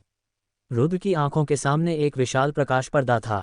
इस प्रकाश से एक चमकदार चमक निकल रही थी जो चिलचिलाती धूप की तरह मनमोहक थी। रुद्र की आध्यात्मिक समझ ने इसकी जांच की और वह इस प्रकाश पर्दे के भीतर एक अत्यंत आश्चर्यजनक उतार चढ़ाव का पता लगा सका। इस उतार चढ़ाव में स्पष्ट रूप से प्रतिबंध की शक्ति निहित थी। हालांकि उन्होंने अपना सिर हिलाया, क्योंकि वे अपनी आध्यात्मिक समझ से इस प्रकाश पर्दे के आकार और दायरे का पूरी तरह से पता लगाना चाहते थे। ये प्रकाश पर्दा बहुत विशाल था, ऐसा लग रहा था कि यह एक असीम क्षेत्र को कवर कर रहा है, और रुद्र की मजबूत आत्मा शक्ति के साथ भी वह इसे पूरी तरह से जांच नहीं कर सका। इसके अलावा इस प्रतिबंधात्मक शक्ति और भूतिया आभा के तहत रुद्र की आध्यात्मिक भावना बहुत दूर तक विस्तार करने की हिम्मत नहीं कर सकी। आध्यात्मिक भावना जितनी अधिक मुक्त होती जाती है, वह उतनी ही कमजोर होती जाती है, यहाँ तक कि हवा का तेज झोंका भी उसे नष्ट कर सकता है। तो ऐसा नहीं था कि यदि आपकी आध्यात्मिक समझ 100 मील तक फैल सकती है, तो आप वास्तव में बिना रोक टोक के जांच कर सकते हैं। एक संक्षिप्त अनुभूति के बाद रुद्र ने अपनी आध्यात्मिक भावना को वापस ले लिया। हे आगे वह जगह है जहां स्वर्गीय पाताल संप्रदाय स्थित है, सरोज, जो एक आध्यात्मिक कलाकृति पर उड़ रहा था, ने मुस्कुराते हुए कहा। ये स्वर्गीय अधोलोक संप्रदाय पहले से ही जीर्ण शीर्ण है, लेकिन इसके अंदर अभी भी कई अमृत मूल शिराएं और कुछ प्राचीन खंडहर बचे हुए हैं। पूरे दक्षिणी क्षेत्र में इसे अपेक्षाकृत अच्छी तरह से संरक्षित प्राचीन अवशेष माना जाता है। हालांकि यह वर्तमान में सीलबंद है, लेकिन समय समय पर इसकी सील कमजोर होती रहती है। जब सील कमजोर हो जाएगी तभी हम प्रवेश कर सकेंगे। सरोज को रुद्र और अन्य लोगों की उलझन का पता लग गया था, इसलिए उसने समझाया, जब तक सील कमजोर रहेगी कोई भी अंदर आ सकता है। रुद्र ने संदेह के साथ पूछा। हे, जरूरी नहीं। वांग जी, जो उसके बगल में था, हंसा। स्वर्गीय अधोलोक संप्रदाय की मुहर खोलने के लिए व्यक्ति के पास संप्रदाय का कमर चिन्ह होना चाहिए। स्वर्गीय निचले संप्रदाय का कमर चिन्ह। इससे रुद्र और भी अधिक उलझन में पड़ गया। हे, स्वर्गीय पाताल संप्रदाय के कमर के टोकन सभी दिशाओं में बिखरे हुए थे। लोगों ने उन्हें पाया और फिर वे अंदर प्रवेश कर गए। वांग जी ने हंसते हुए कहा। फिर उन लोगों को स्वर्गीय अधोलोक संप्रदाय में प्रवेश करने के बाद कुछ और कमर चिन्ह मिले, और जब वे गहन मूल युद्ध क्षेत्र से बाहर निकले तो उन्होंने उन्हें अपने कुछ साथी शिष्यों के लिए छोड़ दिया। इस तरह यहाँ प्रवेश करना मुश्किल नहीं है, बस सही समय की प्रतीक्षा करने की आवश्यकता है। इस चक्र ने विभिन्न संप्रदायों के साधकों को गहन उत्पत्ति युद्ध क्षेत्र में कुछ प्राचीन खंडहरों की सामान्य समझ हासिल करने की अनुमति दी। तो यह ऐसा ही है। रुद्र ने थोड़ा सिर हिलाया, ये भी सोचते हुए कि यह विरासत का एक अच्छा तरीका था। इस तरह एक बार विरासत प्राप्त हो जाने पर उनके अपने संप्रदाय के सदस्यों के लिए इस गहन मूल युद्ध क्षेत्र में खुद को स्थापित करना आसान हो जाएगा। इस स्वर्गीय अधोलोक संप्रदाय में अभी भी कुछ अपेक्षाकृत अच्छी तरह से संरक्षित खंडहर हैं, अमृत नदी उद्गम शिराएं, एक औषधि घाटी और कई मार्शल आर्ट मंडप। सरोज ने आगे कहा, जब तक आप प्रवेश करते हैं और जीवित बाहर आ सकते हैं, आपको काफी लाभ होगा। सरोज की व्याख्या सुनकर रुद्र ने थोड़ा सिर हिलाया। ये सुनकर वान जिंगशान और अन्य लोग खुशी से भर गए। उनके लिए अपनी खेती के क्षेत्र में सुधार करना स्पष्ट रूप से सर्वोच्च प्राथमिकता बन गई थी। कुछ ही देर में सभी लोग भूतिया आभा के धुंधले समुद्र से गुजरकर सीलबंद प्रकाश पर्दे के सामने आ गए। इस प्रकाश पर्दे के पास नदी चौड़ी थी, मानो किसी विशाल झील से निकला हुआ विशाल दलदल हो। यहाँ 100 से लेकर लगभग 1000 वर्ग मीटर तक के कई छोटे छोटे द्वीप थे। फुफ फुफ तेज हवा की आवाज के साथ सोहेल और अन्य लोग क्रमिक रूप से लगभग 1000 वर्ग मीटर के एक छोटे से द्वीप पर उतरे। आगे की रोशनी टिमटिमा रही है और रून अनियमित रूप से प्रकट और गायब हो रहे हैं। बस थोड़ा और समय और यह मुहर जल्द ही खुल जाएगी। सोहेल अपने हाथ पीठ के पीछे करके खड़ा था, उसकी आंखें सूरज की तरह चमक रही थीं और वह ध्यान से सामने की ओर टिकी हुई थी।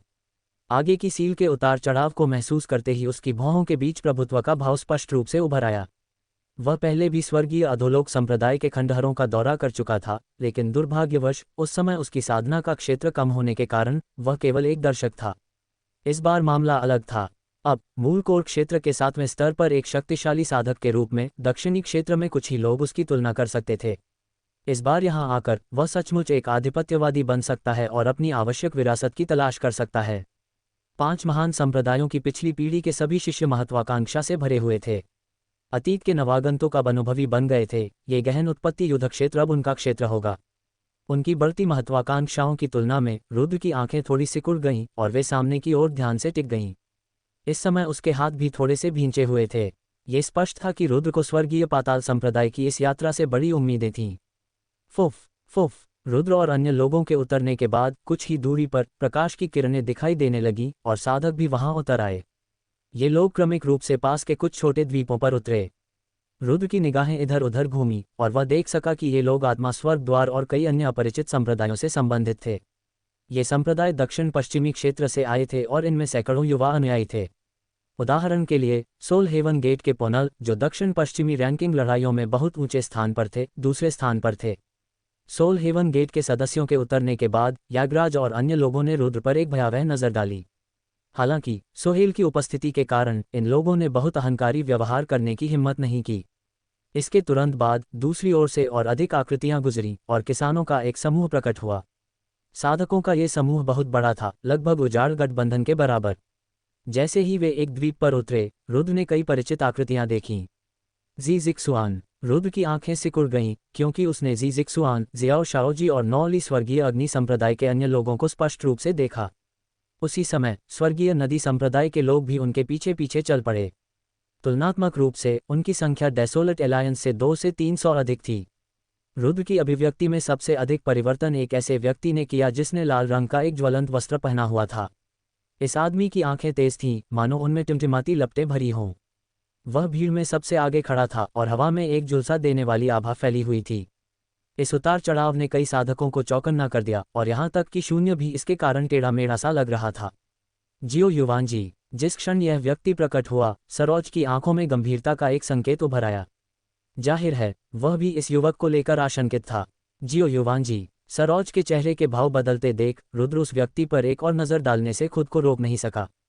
हालांकि जैसे ही रुद्र की नज़र जियो युवांजी पर टिकी, बगल से एक उत्तेजक नज़र उसकी आंखों से टकराए। जियो युवांजी के बगल में जियो शाओजी मुस्कुराए और उकसाने के संकेत के साथ रुद्र को घूर कर देखा। इस समय जियो शाओजी मुस्कुरा रहा था और अपने आप से बहुत प्रसन्न दिख रहा था। ये देखकर रुद्र की भौहें तन गईं और उसकी अभिव्यक्ति थोड़ी गंभीर हो गई। ये जियो शाओजी एक बार रुद्र से पराजित हो चुका था और ऐसा प्रतीत होता था कि उस लड़ाई से उसके मन में अभी भी नाराजगी थी। ये जियो युवांजी जियो शाओजी का बड़ा भाई है, सरोज ने कहा, जैसे उसने कुछ नोटिस किया हो। वे भाई हैं। रुद्र थोड़ा चौंका। कोई आश्चर्य नहीं कि जियो शाओजी इतना घमंडी था।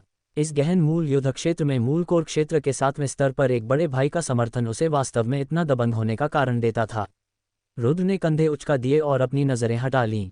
सोहेल की आंखें चमक उठीं। उन्होंने पास ही खड़े जियो युवांजी की ओर देखा और उनकी आंखों में नाराजगी की झलक दिखाई दी। जैसे कि कुछ महसूस हो रहा हो, जियो युवांजी ने तुरंत एक भयावह मुस्कान लौटा दी। उनके हाव भाव से यह स्पष्ट था कि उनके रिश्ते अच्छे नहीं थे।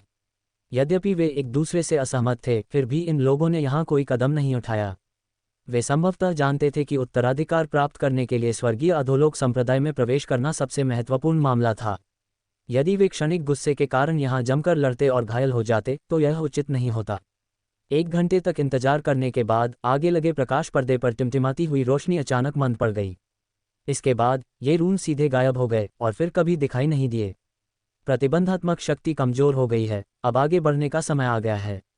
ये देखकर सोहेल की आंखें चमक उठीं। उसके हाथ के एक झटके से कमर का एक चिन्ह प्रकट हुआ। ये कमर का चिन्ह स्वर्गीय अधोलोक संप्रदाय का था और इस पर अभी भी गहन अधोलोक क्यूई की हल्की सी झलक थी। जैसे ही यह कमर टोकन प्रकट हुआ, सोहेल ने इसमें मूल कोर्सार डालना शुरू कर दिया। भिन्न भिन्न रूनों की एक चमक, जो कि निचले क्यूई से विकसित हुई प्रतीत होती है, ने एक विशाल प्रकाश पर्दा बनाया जिसने सोहेल को घेर लिया। जैसे ही सोहेल ने अपने कमर टोकन को सक्रिय किया, सरोज और अन्य लोगों ने भी समान कमर टोकन को सक्रिय कर दिया। प्रकाश के पैटर्न टिमटिमाने लगे और रुद्र तुरंत उनमें समा गया। इन रूनों को देखकर रुद्र थोड़ा चौंक गया। उसके दिल में आश्चर्य का भाव था।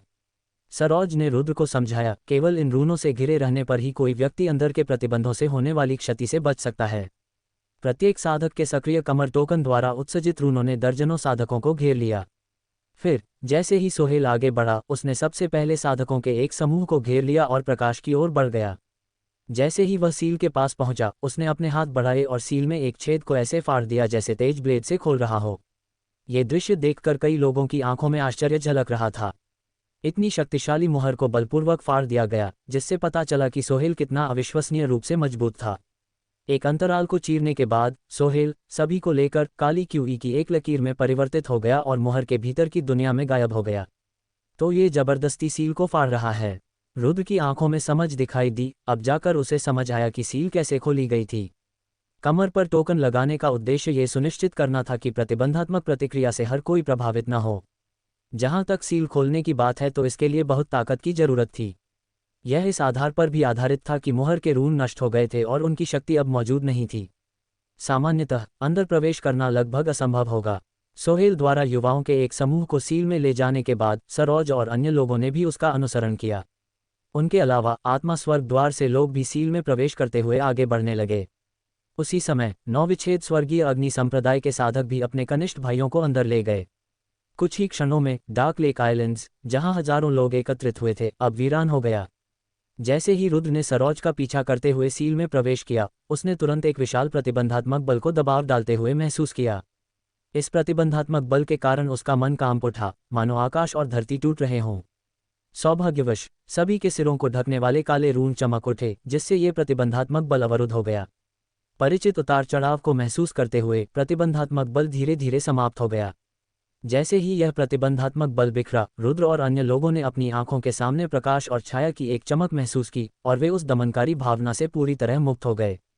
वाह! उनके शरीर हल्के हो गए, पूरी तरह से स्वतंत्रता प्राप्त कर ली और फिर उनकी आंखें चारों ओर घूमने लगीं, सभी दिशाओं में देखने लगीं।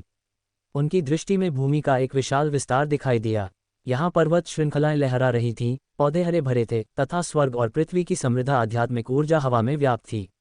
रुद्र और अन्य लोग आगे बढ़े और एक पहाड़ की चोटी पर उतर गए। क्या ये स्वर्गीय पाताल लोक संप्रदाय के खंडहर हैं? पहाड़ की चोटी पर खड़े होकर सभी ने अपने आसपास का नज़ारा देखा और जब उन्होंने देखा कि उनके सामने क्या था, तो उनकी आंखों में आश्चर्य के भाव उभर आए और कई लोगों की आंखों में गहरी विस्मय की भावना थी। रुद्र भी अपने सामने के दृश्य को देखकर स्तब्ध रह गया। जैसा कि कल्पना की गई थी, वहां कोई अलौकिक अधोलोक क्यों ही नहीं था, न ही वहां अपेक्षा के अनुरूप द्वीपों और नदियों के समूह थे। बाहर देखने पर पहाड़ों का अंतहीन विस्तार दिखाई देता था। इन पर्वतों के भीतर ऊंची चोटियां खड़ी थीं, बादलों तक पहुंचती हुई, भव्य और शानदार दिखाई दे रही थीं। ये दृश्य बाहरी दुनिया से बहुत अलग था, जिससे हर कोई क्षण भर के लिए स्तब्ध रह गया। हालांकि सरोज और अन्य लोगों ने कोई आश्चर्य नहीं जताया।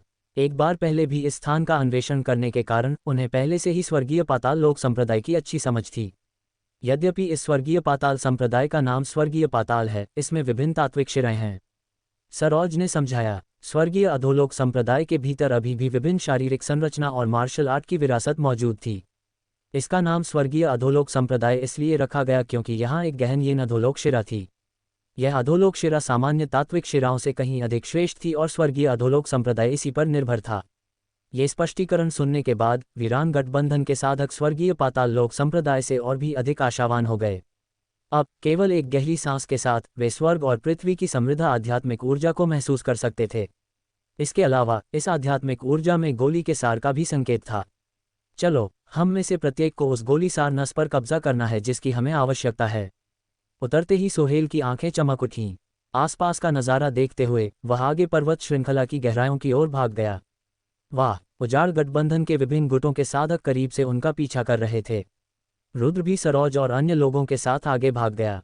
हालांकि कुछ व्यक्तियों ने किसानों के समूहों को अलग अलग दिशाओं में ले जाया।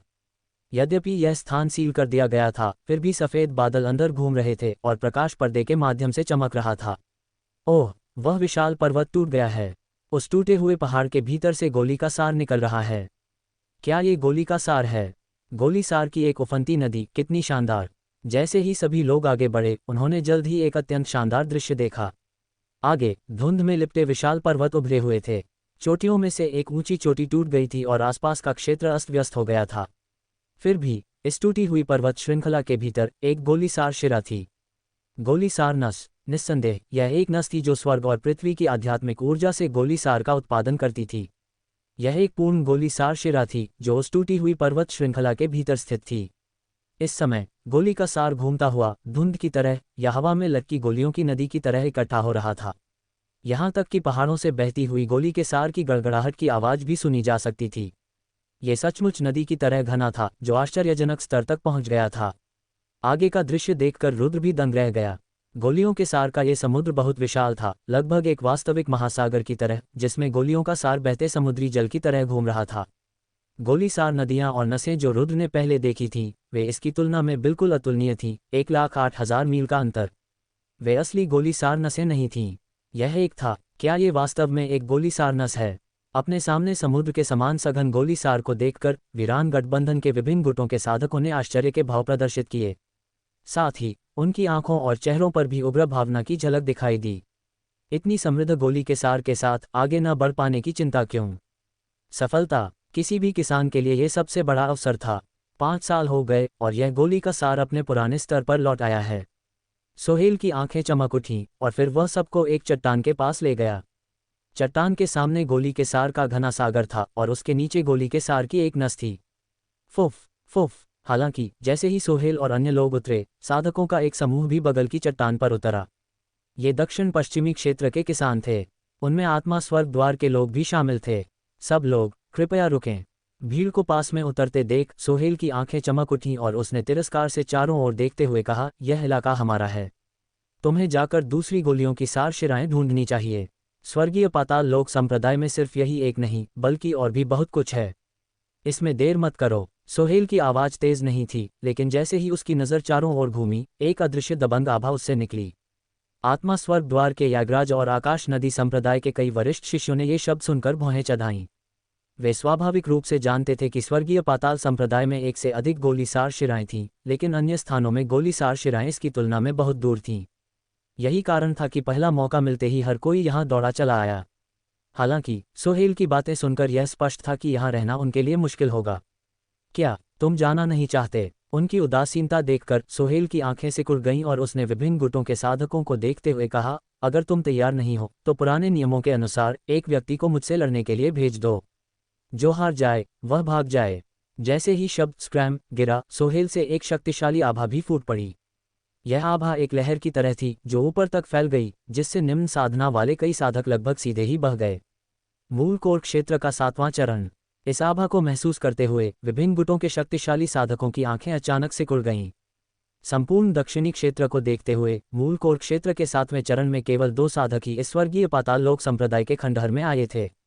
एक थे सोहेल, दूसरा था जियाओ युवांजी। अग्नि आत्मा शरीर रखने वाले जियो युवांजी ने पहले ही 9 विच्छेद स्वर्गीय अग्नि संप्रदाय के लोगों को अग्निशिरा खोजने के लिए प्रेरित किया था। बेशक उनके गठबंधन में कुछ लोगों को भी शुद्ध गोलीसार की आवश्यकता थी, लेकिन ये लोग यहाँ नहीं आए। उजाड़ गठबंधन की तरह अखिल और अन्य लोग पहले ही अग्नि आत्मा शरीर और मार्शल आत्माओं वाले साधकों के एक समूह को दूर ले जा चुके थे। हालांकि रुद्र पीछे रह गया क्योंकि उसे भी अपनी ताकत में सुधार करने की तत्काल आवश्यकता थी। जहां तक बैंगनी ज्वाला मार्शल आत्मा का प्रश्न है, उनका लक्ष्य गहन येन अंडरवर्ल्ड ज्वाला था। एक बार जब वह सफलतापूर्वक गहन येन अंडरवर्ल्ड ज्वाला के साथ जुड़ गया तो इस मार्शल आत्मा का क्षेत्र न केवल एक स्तर से बढ़ेगा, ये बहुत अधिक महत्वपूर्ण होगा। चलदर सोहेल की आभा को महसूस करते हुए विभिन्न गुटों के कुछ वरिष्ठ शिष्यों की आंखें चमक उठीं और बिना किसी हिचकिचाहट के वे अपने लोगों को दूर ले गए। आत्मा स्वर्ग द्वार से आए कुछ साधकों ने भी हल्की सी आह भरी और चले गए। गहन युआन युद्ध क्षेत्र में एक अलिखित नियम था। इसका अर्थ ये था कि जब एक ही समय में किसी खंडहर पर पहुंचकर कुछ अवसर मिलते थे तो शक्तिशाली व्यक्तियों को एक दूसरे से लड़ने के लिए भेज दिया जाता था। इस प्रकार एक ही लड़ाई विजेता का निर्धारण करेगी और ये तय करेगी कि किसने कौन सा खजाना हासिल किया। ऐसा करने का लाभ यह था कि इससे संप्रदाय के अनुयायियों के बीच बड़े पैमाने पर होने वाले नरसंहार को कम किया जा सका। एक बार जब इतनी बड़ी लड़ाई वास्तव में शुरू हो गई तो इसका परिणाम किसी के लिए भी अच्छा नहीं होगा। अब जब सोहेल मूल कोर क्षेत्र के 7वें चरण में प्रवेश कर चुका था तो किसी ने भी उसे चुनौती देने की हिम्मत नहीं की। कितनी अफसोस की बात है, वरिष्ठ भाई जीयू केंद्रीय क्षेत्र में चले गए। यागराज ने अपने शिष्यों को ले जाने से पहले हल्की सी आह भरी। केवल 2 सांसों में इस क्षेत्र में केवल उजाड़ गठबंधन के लोग ही रह गए। यहाँ गोलियों का सार प्रचुर मात्रा में है, हर कोई इसे अच्छी तरह से अवशोषित करने के लिए समय का लाभ उठाए। भीड़ को देखने के बाद सोहेल ने अपनी आस्तीन उतारी, पहाड़ की चोटी पर बैठ गया और फिर अपनी साधना तकनीक को सक्रिय किया और घनी गोलियों के सार को अवशोषित करना शुरू कर दिया। अन्य साधक भी विनम्र नहीं थे, वे सभी नीचे उतरे और गोली का सार अवशोषित करने लगे। इन लोगों के लिए यह एक दुर्लभ अवसर था। इसी समय अखिल और 5 प्रमुख गुटों के कुछ शक्तिशाली व्यक्तियों को भी इसी प्रकार की शारीरिक बनावट वाले साधकों के साथ कुछ तात्विक शिराएं मिलीं। उनके लिए वे इस खंडहर से पहले से ही परिचित थे। उदाहरण के लिए लेईताई और अन्य लोग कुछ बिजली तत्व शिराओं को खोजने गए थे। यहाँ गोलियों का सार प्रचुर मात्रा में है, लेकिन मुझे आश्चर्य है कि मैं मूल कोर क्षेत्र के कितने चरणों को पार कर पाऊंगा।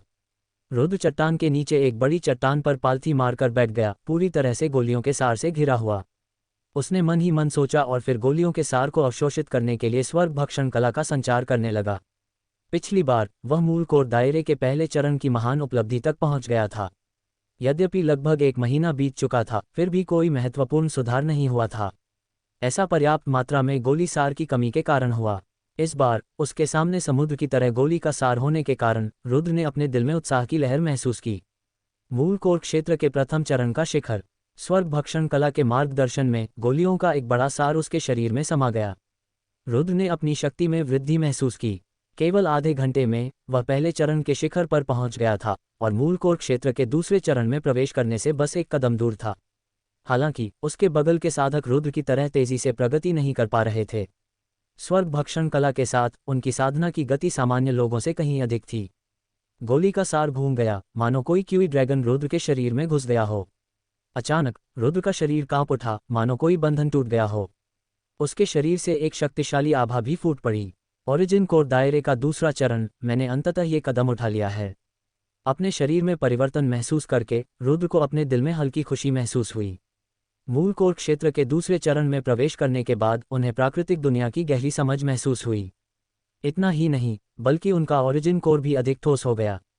मूल कोर क्षेत्र में स्वर्ग और पृथ्वी की गोली सार को संघनित करना और इसे मूल कोर में शामिल करना शामिल है। इस प्रक्रिया के दौरान व्यक्ति आकाश और पृथ्वी को समझता है, स्वयं को प्रकृति के करीब लाता है और धीरे धीरे आध्यात्मिक चेतना को जन्म देता है। जब आध्यात्मिक चेतना निरंतर मजबूत होती जाती है, तब व्यक्ति नवजात आत्मा क्षेत्र तक पहुंचने का प्रयास करने के लिए तैयार हो जाता है। हालांकि यह क्षेत्र बहुत गहरा है और इसमें लगातार प्रगति करना बहुत कठिन है। मूल कोर क्षेत्र के दूसरे चरण में कदम रखने के बाद रुद्र ने स्वर्ग और पृथ्वी की आध्यात्मिक ऊर्जा को अवशोषित करना जारी रखा। फुफ फुफ उसके सामने स्वर्ग भक्षण कला ने एक विशाल भंवर प्रकट किया जो गोली के सार को उन्मत्ततापूर्वक अवशोषित कर रहा था। गोली का सार नदी की तरह उसकी ओर बह रहा था। ये कहा जा सकता है कि सोहेल द्वारा गोली का सार अवशोषित करने का दृश्य भी रुद्र जितना शानदार नहीं था।